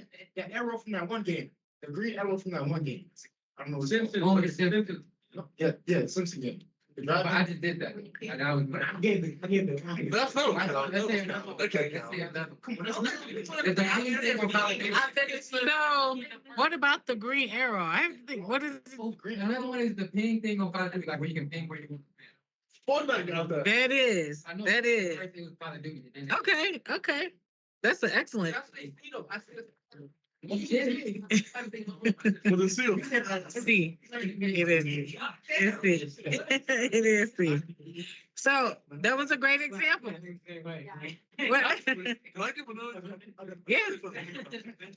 The very is it a patent? Likely, that's true. The very because it's an innovation, right? Inventions, technological innovation, a new gaming device, software, right? A controller design, game technology, those things. So what you guys said, the examples you gave were like gaming technology. Mhm. So if you hear me clap once, thank you. So listen, I have a question. This is a bonus question. In the very first class, we listened to, what is his name? I can't even think. I showed you a video on Ninja, yes. And what did he say? That was I don't know. You can probably get a point for that. So he was patenting something. Do you remember what he was going to patent? That was me first. It was gonna be It was gonna be a hoodie with like headphones inside. There you go. There you go. Okay. Okay. What's your name? You know. No one. Okay. I'll give you one for the ninja because I forgot. So you paying attention. that don't count. I think I gave you. That was literally one of them. I gave you had 2 points. Let me think. Good. Good. You should. You should be worried. Well, not worried, but you should be worried. So, Yes. Determined. Yes. Okay. Question number 4. If you raise your hand and do not have an answer, I'm taking a point. And you cannot guess. So read all the way through before you raise your hand. Got it? Which of the following would most likely require both a copyright and trademark protection? Okay. Hey. No. That's correct. So you're pointing off the seat there, really. No.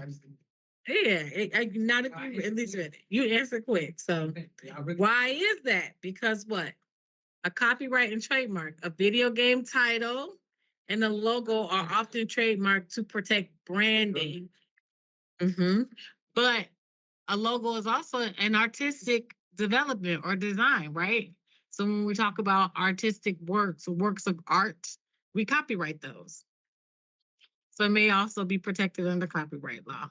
And anybody, give me some ideas. What? Well, we kind of talked about, but give me a logo. Give me a logo. Nike,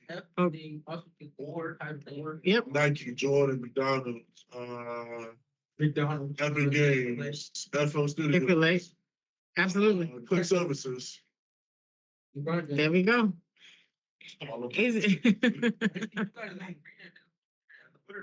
Well, LeBron James doesn't have his own shoe brand. Who does he partner with? Okay. You know, the first black lady just got her own shoe brand. I forgot her name. Like, it was the first black lady in history to get her own shoe brand.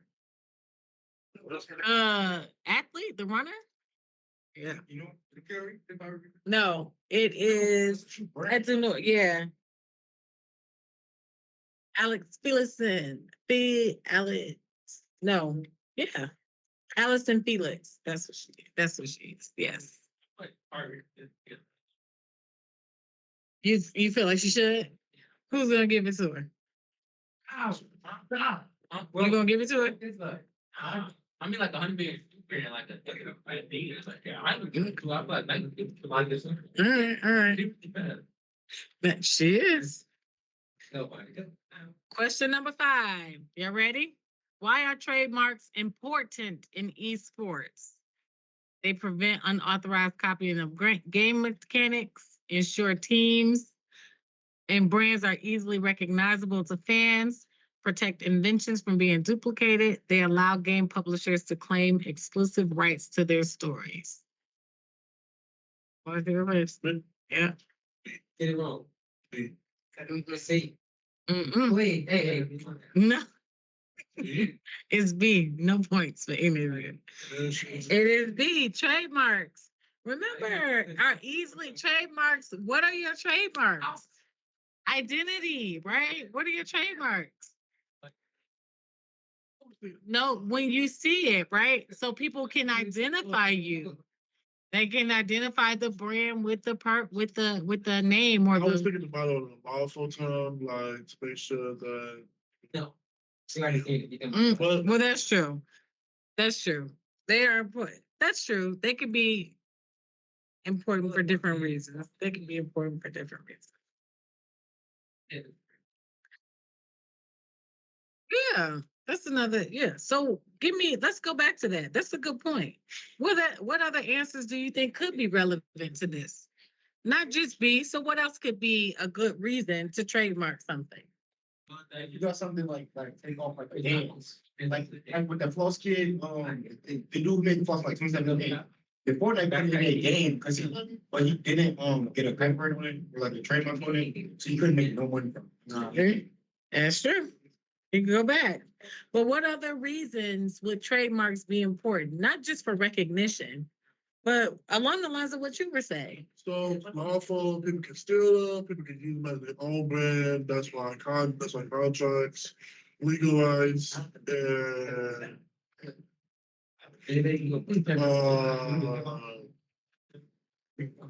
orders. I was actually reading up on this yesterday about I'm not sure who the brand was.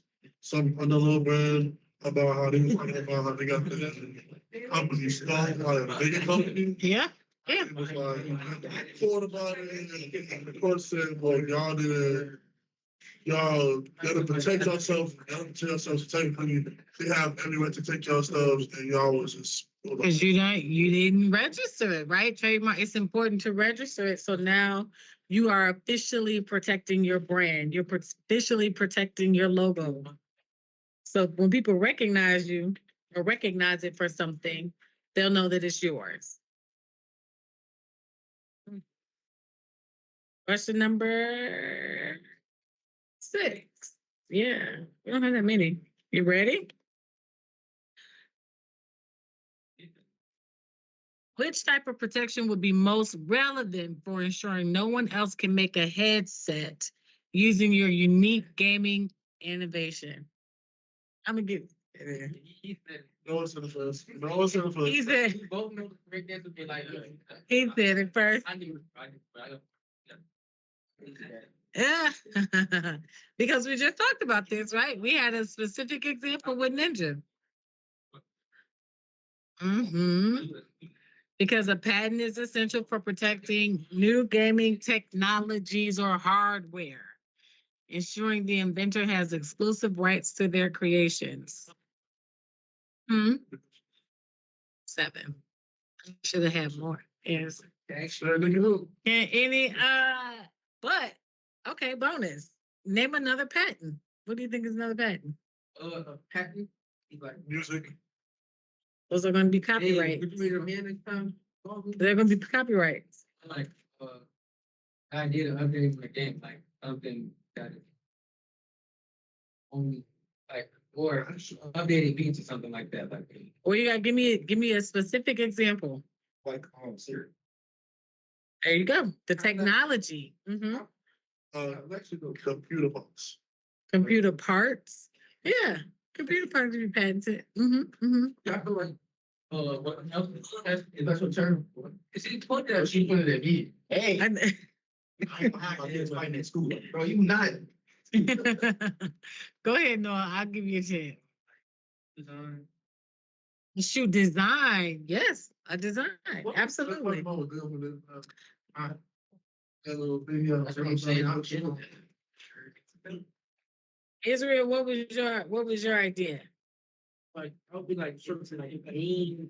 No, for me it'd be like certain like yeah. I mean, they all need to be unique. So that's one thing that they all have in common. They all have to be unique. But I want you to give me a specific example, not an idea.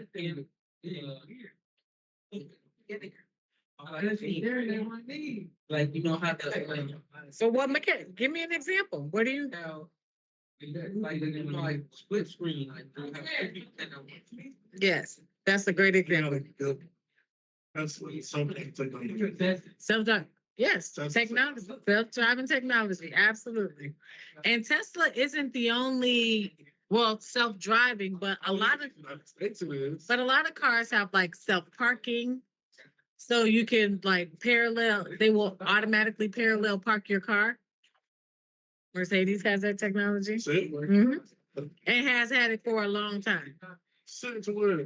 They've had it for a really long time. Mm-hmm. All right. Last question. Last question. Go to the- Let's see. If a streamer creates a new design for merchandise, which form of protection is most applicable to their design? Yeah, that is true. It is C. You did, but you didn't know the answer because you was like, Then I read the answer. see. I gave the answer. That is true. I was gonna say D, but it's like more specific, like. Yeah, so you was gonna be wrong. I know it's gonna be, I'm just saying, the reason why I'm gonna say D. So either way, it was gonna be. I think God. There you go. Merchandise designs are considered creative works, and copyright protects them from being copied or reproduced without permission. Any bonus questions? Yeah, it's a bonus question. Name a merchandise design. Typical gamer. Typical gamer. LV. What is typical gamer? That's YouTuber slash streamer. I also have. But it's a merchandise. No, he also has his own. He has his own merchandise. Okay. Yeah, there you go. Blue design with an LV. Much, no, CC. Mm-hmm. Or loans. What have you been selling around here? What did he say he was Hey, selling? what's your V-loan. Copyright. There you go. It should, if it is, I don't know that it is. I wasn't selling online. Neither. It doesn't matter. It doesn't matter whether it's online or not. Uh-huh. Like, when I was like 13, I have a few moments like, oh, I know that shit right now. Oh, I'm not get to that. Oh, that's okay. You should. You should have had some more questions. You should do it.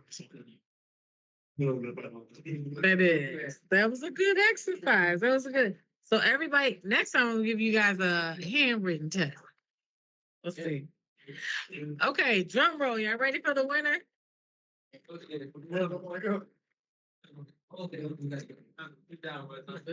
Elijah coming in first. I said coming in first, Elijah, right? Wait. Yeah. I'm like, I thought you were Angelo. But you did come in second. Angelo came in second. First loser. I'm right. And then y'all tied. Me and Noah, man. You know it and Israel. All three of you tied.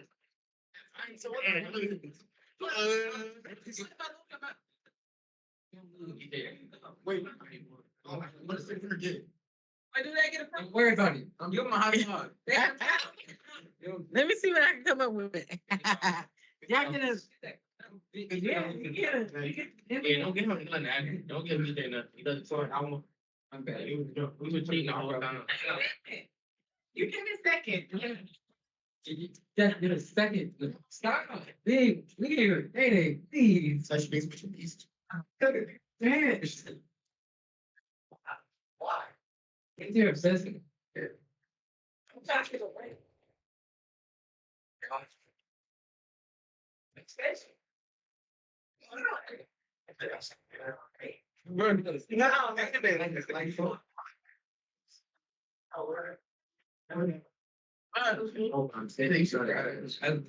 It's not about me. It's about how you're like, it's feet start being your two. Technology. If you're not, now something being talked here. That was just a. Yeah, I went. What?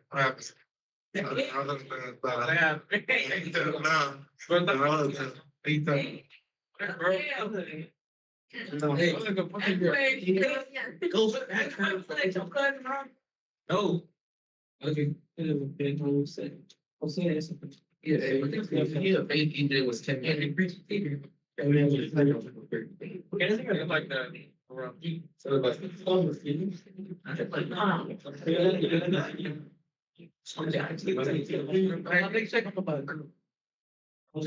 young guy enough, but Go ahead. What's right there? You don't even make that until you think about it. See? The wrong people make the move. They make it up when you go over there. Like, bro, they got, like, how you get to 170. Yeah. I look, oh, sure. Sorry. Hey. We got.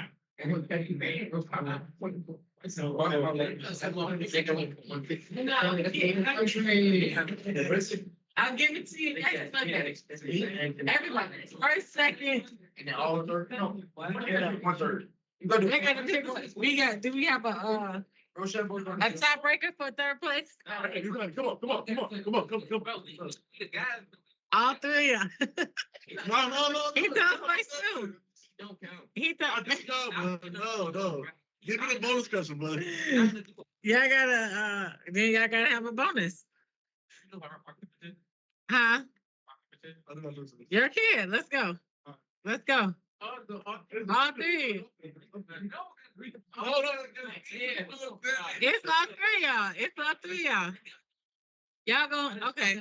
Or I can give y'all another question. Let me think. Okay, hold on. Let me look. Yeah, you can like, well, where's that? I can't let him live. And if I do,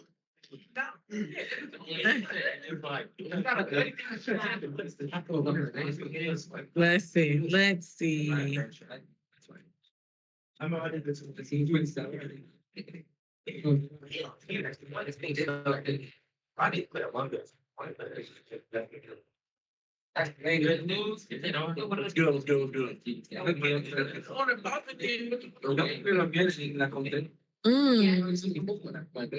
Okay, yeah. That's pretty rap. Okay. I become lesson. That. With that, it's just saying, get them out of here.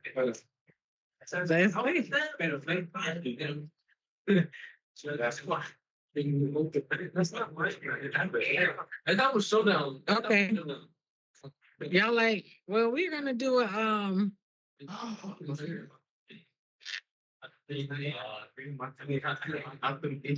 yeah. so whoever I'm going to do some Family Feud questions. Family Feud question. Mhm.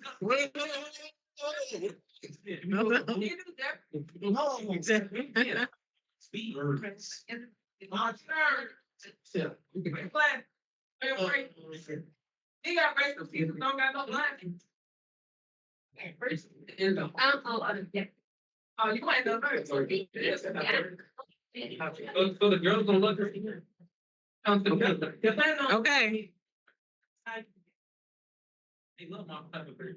so we'll do 5. How many? Maybe 3 questions. 10. That's a lot of questions. That's a million.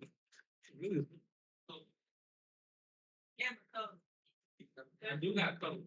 Okay, hold on. They like my coke. They like my food. They do. I'm dropping. You can't even buy. Wait. Yeah, I mean. Wait. Let's go. See? All right, y'all ready? Y'all gotta pay attention. I'm gonna give you 3 questions. It's between the 3 of them. They have the tiebreaker. And then we can do some more questions. But between the 3 of them, I'm gonna give you 3 questions, and whoever has the most points. Y'all ready? You ready? Okay, Family Feud style. Huh? Okay. First, I'm gonna go in alphabetical order. So one at a time, and then we'll go reverse. We'll rotate. Name a house you never want to be in. Anthony, you first. Name a house you never want to be in. Drug house. 0. That is not on the list. Wait. Go ahead. There are several answers, and they have a number. How many people? Israel, you're next. Okay. A house that you never want to be in. Oh, actually, a drug house is on here. You are right. 7 points for Anthony. Hey, I wouldn't want to be in a drug house. That's how I You are right. Yeah. You know all kinds of stuff in there. An orphanage. That's not on here. What? Go ahead, Noah. We can go back around till y'all get all the answers. Noah, that's a drug house. What's the difference? No. Trap house like Trap house is funny. That, that's not on the list. You can do one. Number one answer, a haunted house. You're not even in this. Yeah, I'll skip on that. Why they Well, go even back. they're not even on this? Y'all not. Y'all wasn't gonna get it. Okay. Now Noah's gonna be the first to answer this question. Name something associated with vampires. Look, 29 points. Israel, the sun. It is a good answer, but it's not on the list. Something associated with vampires? Uh-huh. Oh, Garlic, 9 points. You gotta go. Do you have something else? Oh no. A silver bullet is not, but that is a good one. Something associated with vampires. Names. Yes. She's good. All right, last question. Noah's in the lead because he has 29 points off of that one question alone. I didn't even leave out. He had 29 points. You didn't have an answer that had a lot of points. Last question. Y'all ready? Divided up and total at the end. Yes, we totaled it all up at the end. Okay. And Israel goes first this time. Name something in a bakery a baker might call his wife.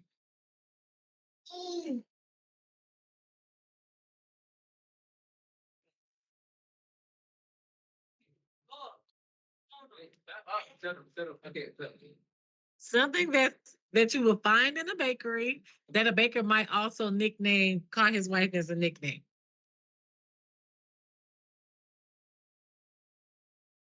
I have two answers. Yeah, one first. You running out of time. Nothing. 7 points. 7 points. No, you next. What you got?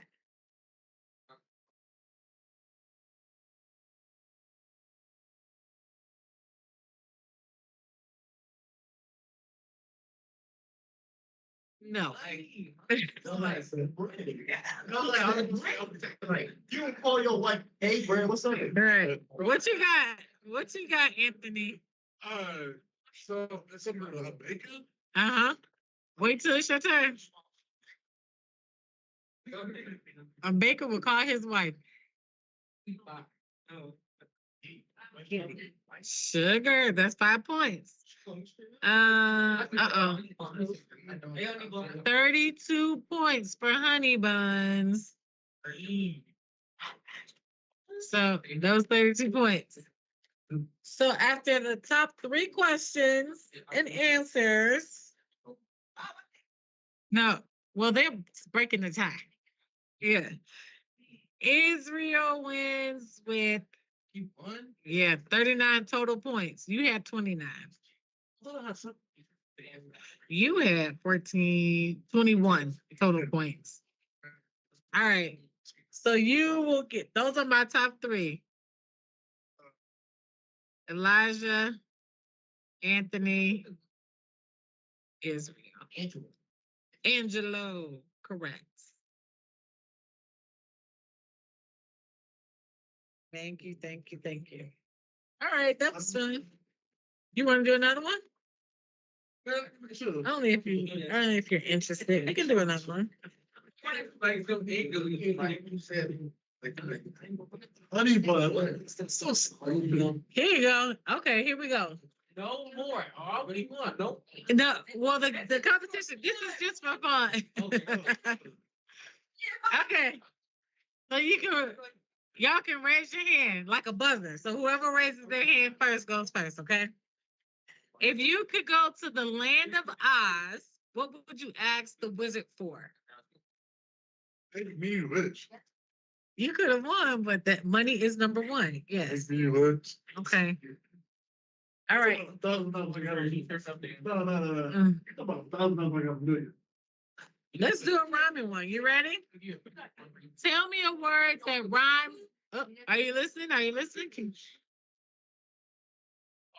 Hey, you know, is it if like a twin boy and then a twin girl from different families, if they have kids, would they both like likely to have twins? That wouldn't be an indicator. It could be genetic. It depends on a lot of different variables, but them being twins alone would not be, I don't think that would be an indicator. But unless both of their families are consistently, if twins run in their family, it could be genetic. If twins run in your family, you have a lot of twins or a couple of twins.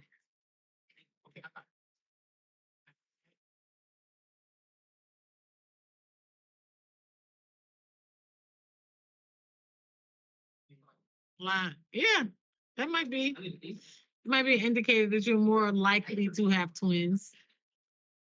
Yeah. Okay, last question. Last question. This is kind of.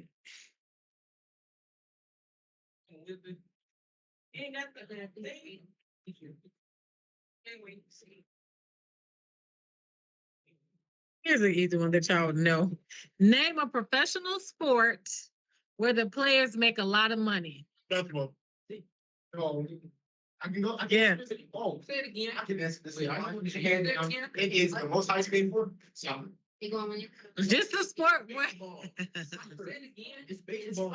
a professional sport where players make a lot of money. So listen, 100 people were asked these questions. These are their answers. They not fact-based answers. Who can tell me the number one? So basketball is on the list, but it's not the number one answer. I know. Base, But I know what it is. soccer's on the list, not the number one. Football. Football is the number one answer. Because it's football. You know, I mean, people can make millions off of football. It doesn't mean that people who play football made the most. It's just that more people answered football than any other answer. You wanna try?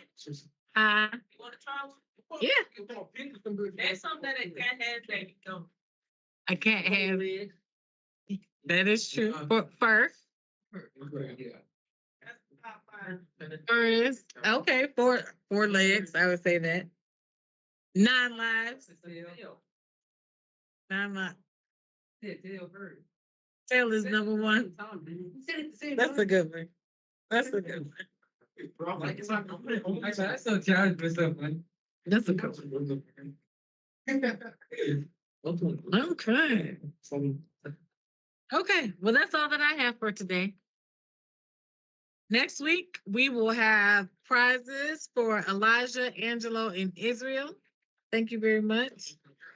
And we'll be on to a different subject. Contracts. We'll talk about contracts, and you guys can draft some contracts and go over that process of contract negotiations. Okay? Any questions for me? Any questions?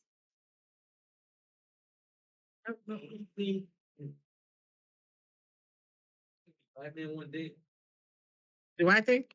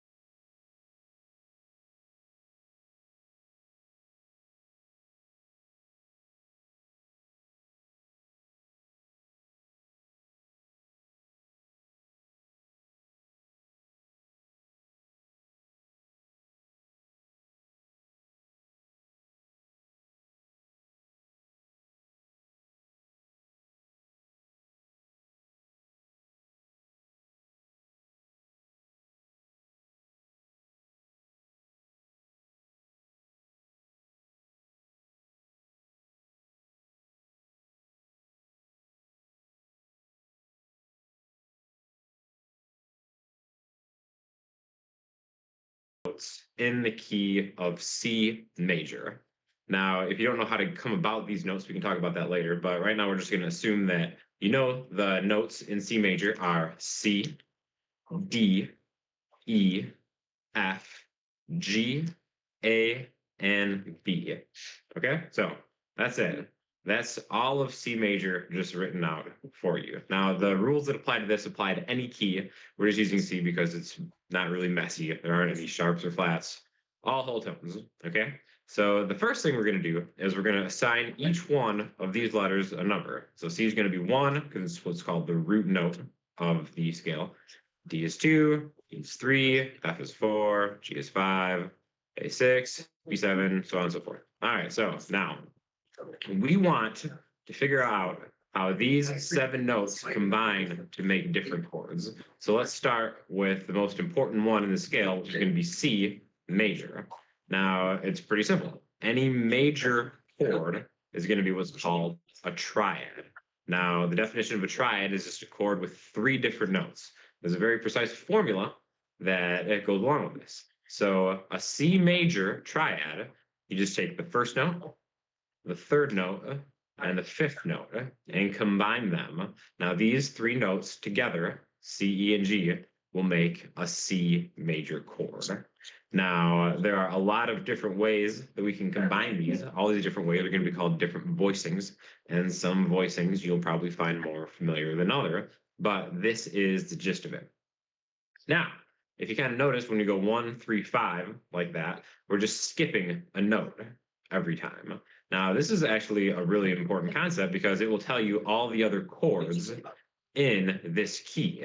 Now, the difference between major and minor, other than, minor chords sound kind of sad, major chords sound a little more happier and uplifting, is that in any key, in any major key, the first, 4th, and 5th notes are going to become major chords, and the 2nd, 3rd, and 6th notes are going to become minor chords.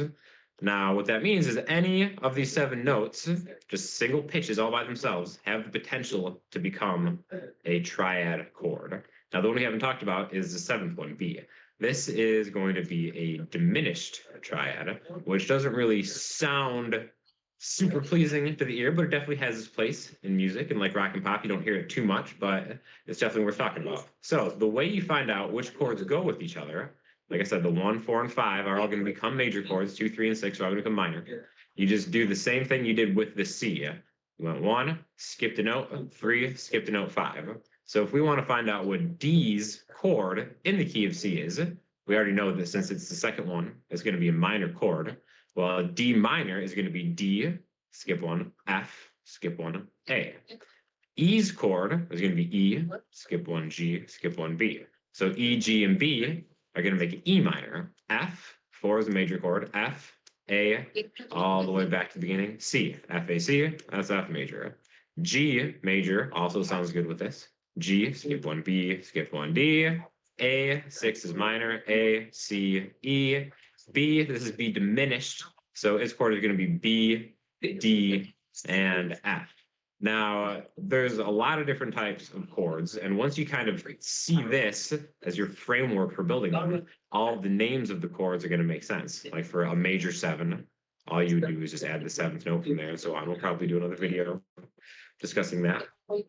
But basically that's it. Now you've got a collection of 7 chords, all of which are going to sound quote unquote good together. And you can make a progression just by randomly choosing which ones work together. Like if you want to make a C major, F major, G major progression, that's going to be really happy and uplifting. You could go A minor, D minor, and E minor, and that's going to sound great too. But basically, that is the fundamental element of building chords.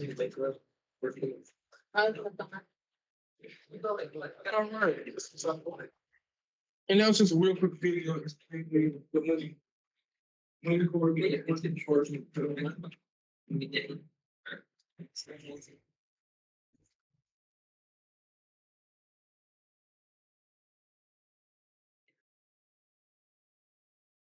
money chords are the 1, 5, 4.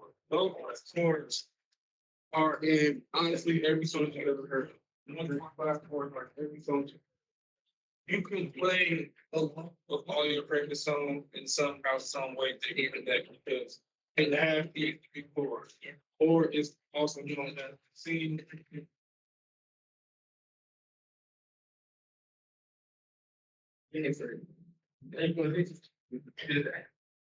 C and G. These three chords will help you in your instrumentation when you're making your beat. When you're using your beat, these chords and stuff with a lot of instrumentation. Because instrumentation is going to become hard for you. Figure out what sound is good. These three chords are going to sound good no matter what. No matter what chord for the most part you're doing, these three chords are going to sound good. Especially with hip hop. You kind of rely on like three chords here. Music too. But any song you heard from Taylor Swift, Lady Gaga, listen to them, and like NBA Youngboy, 21 Savage, whatever, they're gonna have yeah, really give you the three most important. Unfortunately, I cannot bring a keyboard. I don't have chords for you all. So you can try it out yourself. That will be next week. Next week course, when I have the keyboards out so you all can get a turn and get a chance to check out how the piano actually works in the FL Studio. Also, together get a piano. Now though for today, just honestly just gonna have to make it. But a lot of music, just thinking a lot of music, like K-Dot, Kendrick jumped just gone past me. It's Friday. He had these chords in a lot of his songs. Actually, the first two songs, these chords are very, first like 10 seconds. Those three chords. Very important. That's going to help you lock your instrumentation. Another thing with instrumentation, too, like what about is going to be how it feels to you. How does that sound? It doesn't even necessarily have to follow these three chords. It can be whatever chord you come up on. Me, when I first started making beats when I was 13, I don't have to play piano at all. Everything is by ear. I just go by what I like. And I also get, you know, I ask my parents and my family, you know, how it sounds, so I get their opinion also. So with music, it's a lot of opinionated, like what sounds good to you and what sounds good to your friends. Um, yeah, I'm not gonna have a really long lecture today. I thought my course when to come in for the pianos. I'm not gonna have a long lecture today. So pretty much for the rest of the class, let's see, 7 what? 10. So for the next 30 minutes, just go ahead and work on your beats. Open up FL Studio, go ahead and work on your beats. If you need help, just raise your hand. I'll be here to help you out the best I can. And yeah, that's pretty much it. What's up? Yeah, so the whole thing is at the end of the cohort, I all want to see how your beat sound, and I'll probably have a prize. Whoever had the best beat, I'll have a prize. Probably money. We'll see. Probably money. We'll see. Because in a lot of beat contests I've been to, the prize is always cash. It's cash and like studio time. I don't have a studio, so I can't give y'all studio time, but I'll do a cash prize. So we'll figure something out.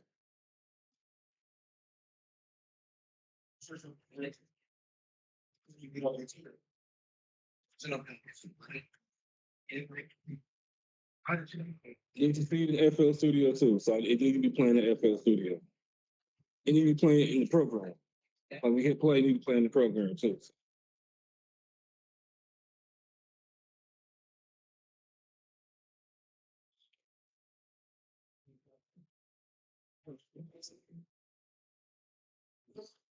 It's much money you have. Uh,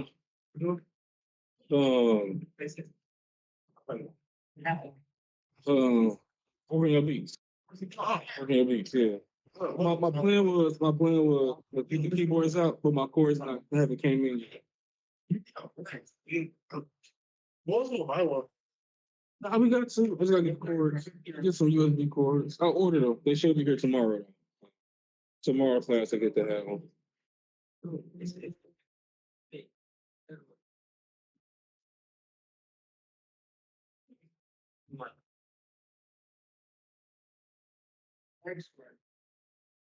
No.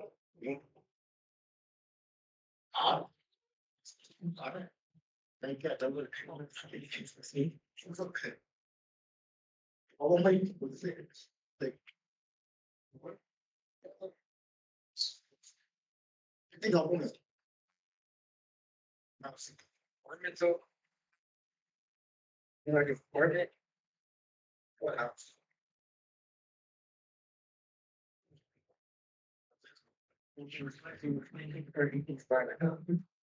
Said that. So what you think? Like,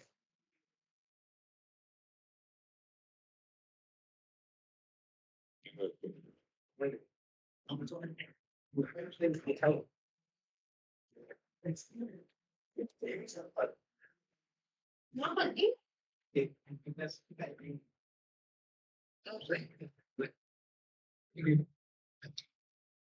yeah.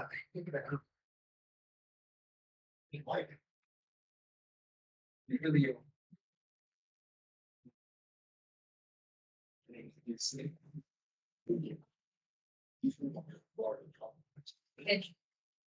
Oh my. That's why. I said it. I said.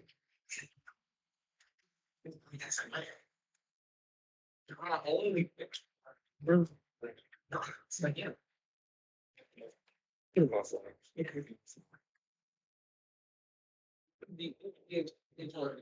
Oh.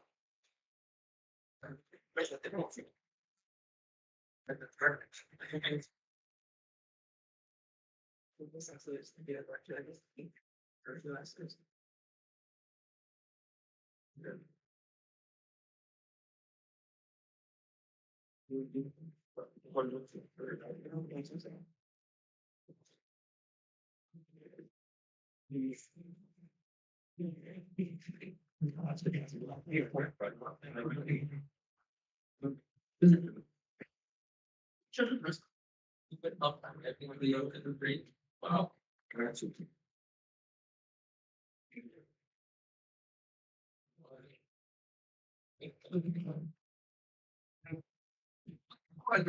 Oh, no man. Very safe. So,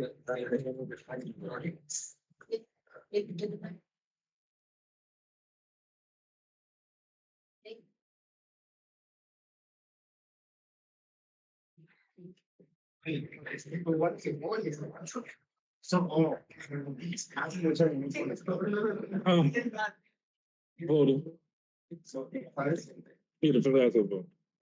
we're stopping by to get a Oh. Sunday. It's new bodies. And they can't know, they can't know. You know what I'll do? I'll talk to Sammy and I'll talk to Christian back there and we'll be the voting body. So,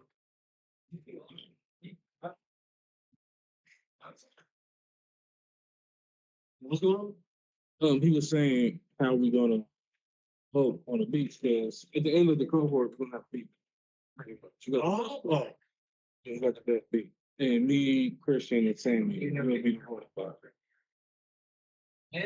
Oh, wait, I can save this. Hold on, wait. Never mind. I'm there. Yeah. Okay.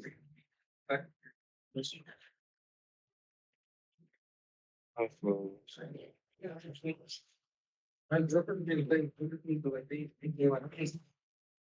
You know, you want to say it's cool. Basically, it's a poem. It's a good. Yes, fine, I know.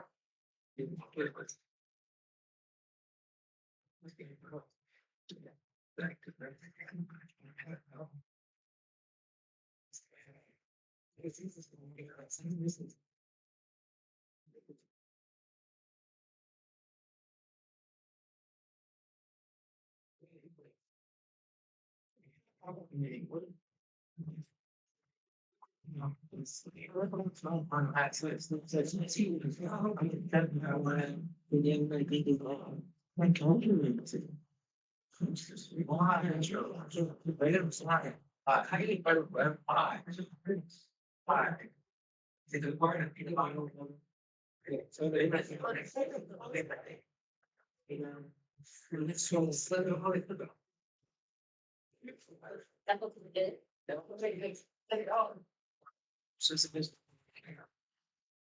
Yeah. That's it. Oh, okay. I guess.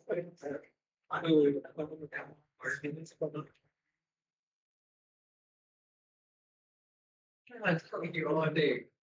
We're gonna cut. That was. It's not on that. It's like you. But your I guess before you do it, nah, go. Because all the other I'll get lost. I'm focusing.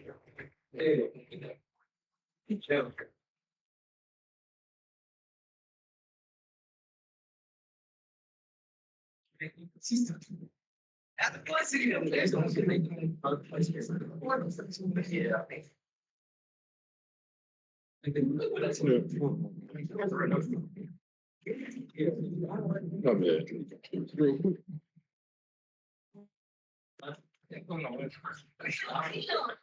Stop seeing, no.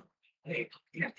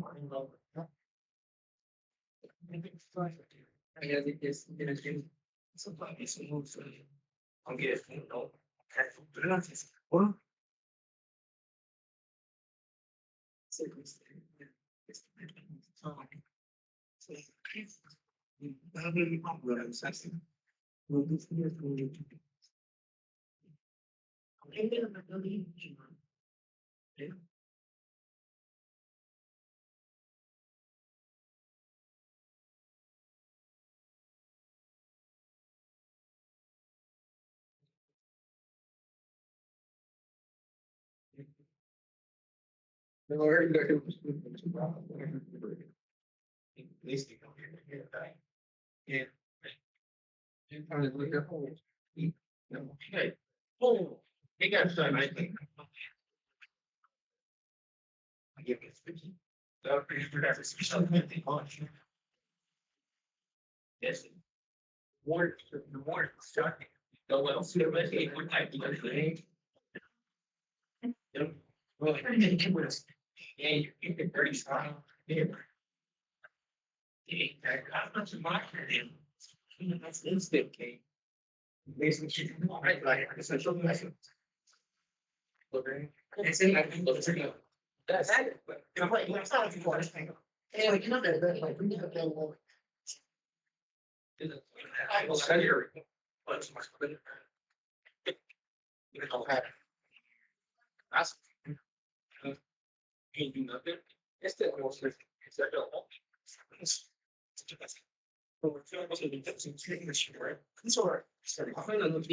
They are in the street. Yeah.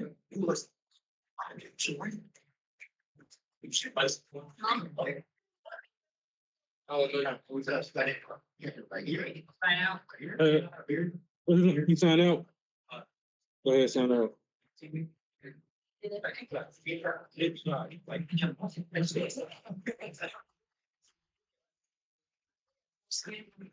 It did. Please don't talk.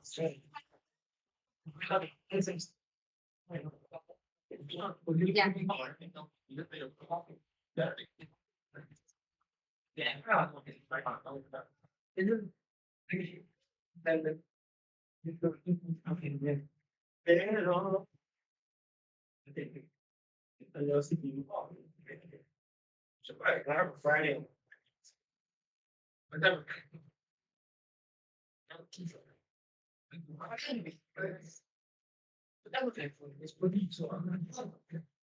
Because you know,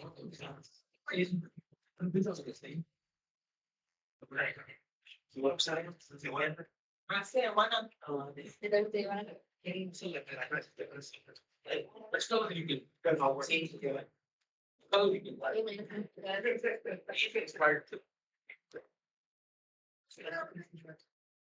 Yeah. I'm just a lot more.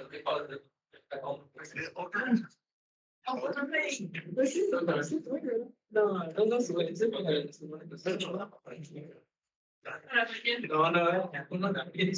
no, Bueno, ¿por qué no le gusta el campo de espera? Pues, man, es como me fue sentido de esa meta. A ver, bien, bien. One minute. Hey, yo creo que no, pues ahorita somos. Casi casa que están dando. I worked yesterday. I was yesterday. No, actually, that was today. No, okay. One day, what day? Last Monday. We go to the day. Well, yeah, I did. No. I didn't know. That's the first horse. I'm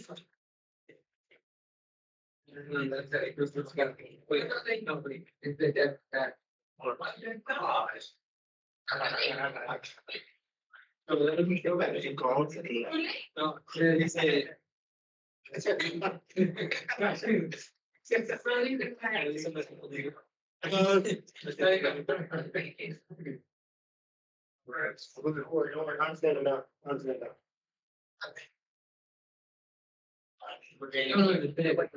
Don't worry. So comprehensive. The best one here. If you want. 5 seconds out of the time. What? Yeah, that's sure.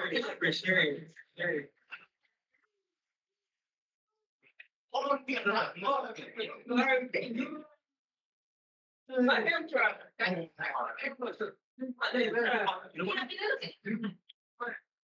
Come on, you can send the wall. Hey.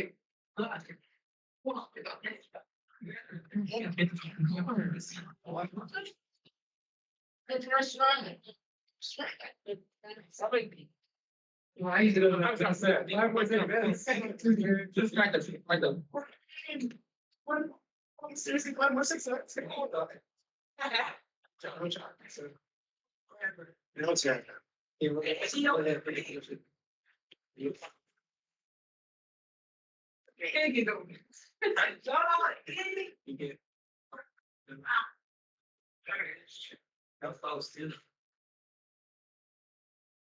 What actually the jump to that? They had a book. We're making it. Let's get see here. Hey. We go. And that's like the best idea. Okay, how much I was $2. And you put the points. It's not a shot.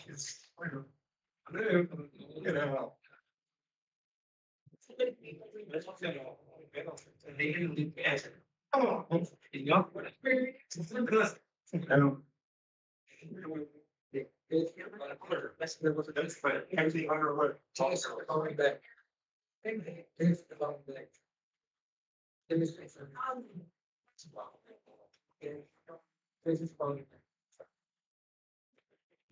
No, stop. That's yeah. You know, you do. We don't have that.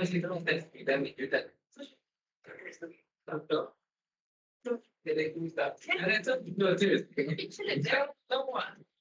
We got to stop telling people.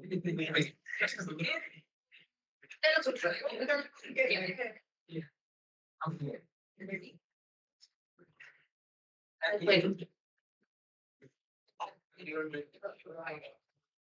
You just said you're really. So, hey,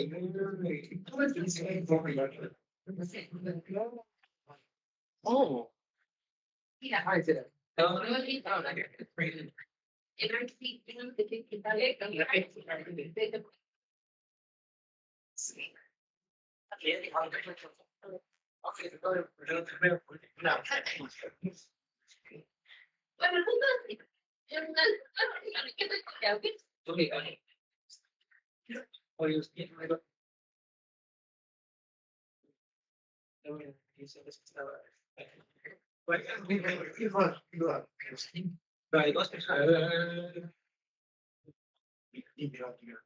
ella me cuenta nada porque yo no digo nada y yo le cuento nada.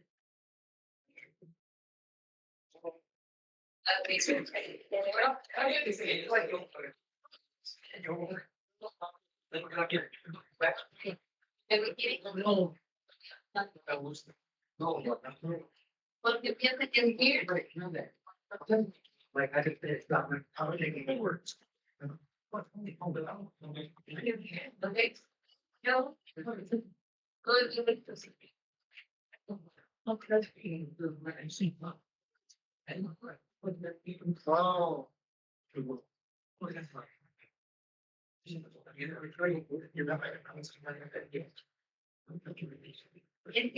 Oh, he's not working on Saturday. Yeah.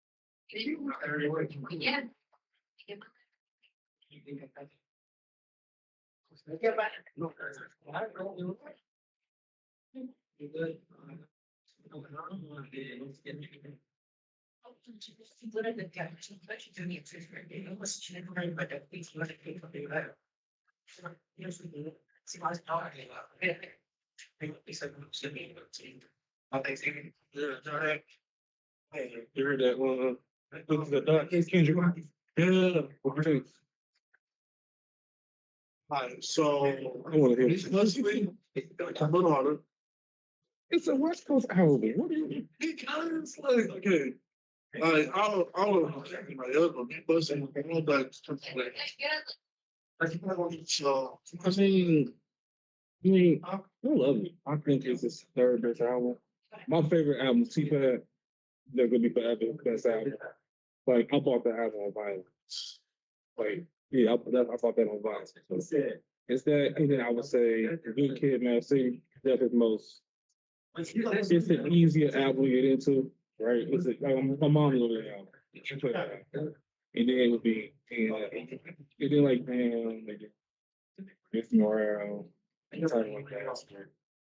I love it though. I thought it was dope. The way he was going for it. He still got songs on there where he's like being really deep, introspective. Yeah, I heard you got like play all plays. He's gonna Spotify. How many like top 10? Yeah. Yeah, every top 12. Top 12. Yeah, top 12. All his songs are top 12. From the 12 tracks. So the whole album is top 12.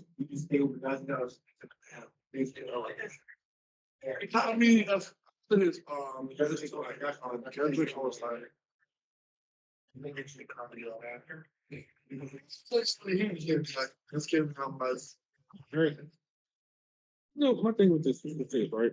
Still think Drake can rap his ass off.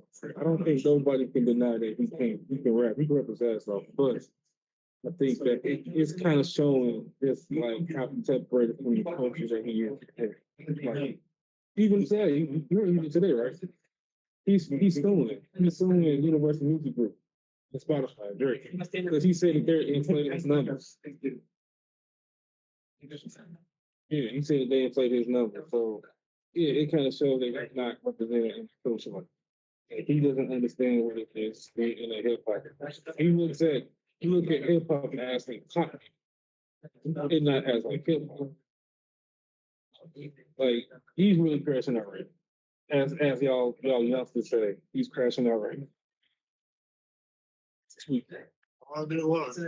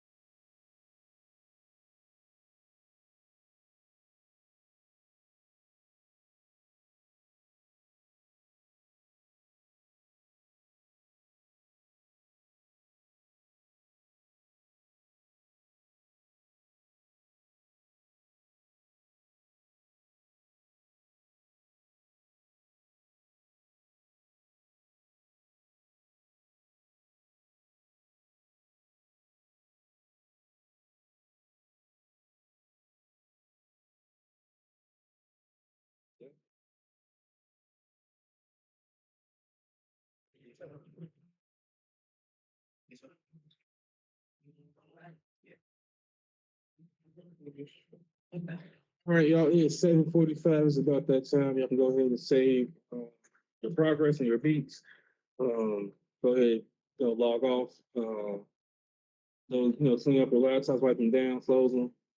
And next week lecture will probably be about the same, about just instrumentation. I may have a guest speaker actually come or do it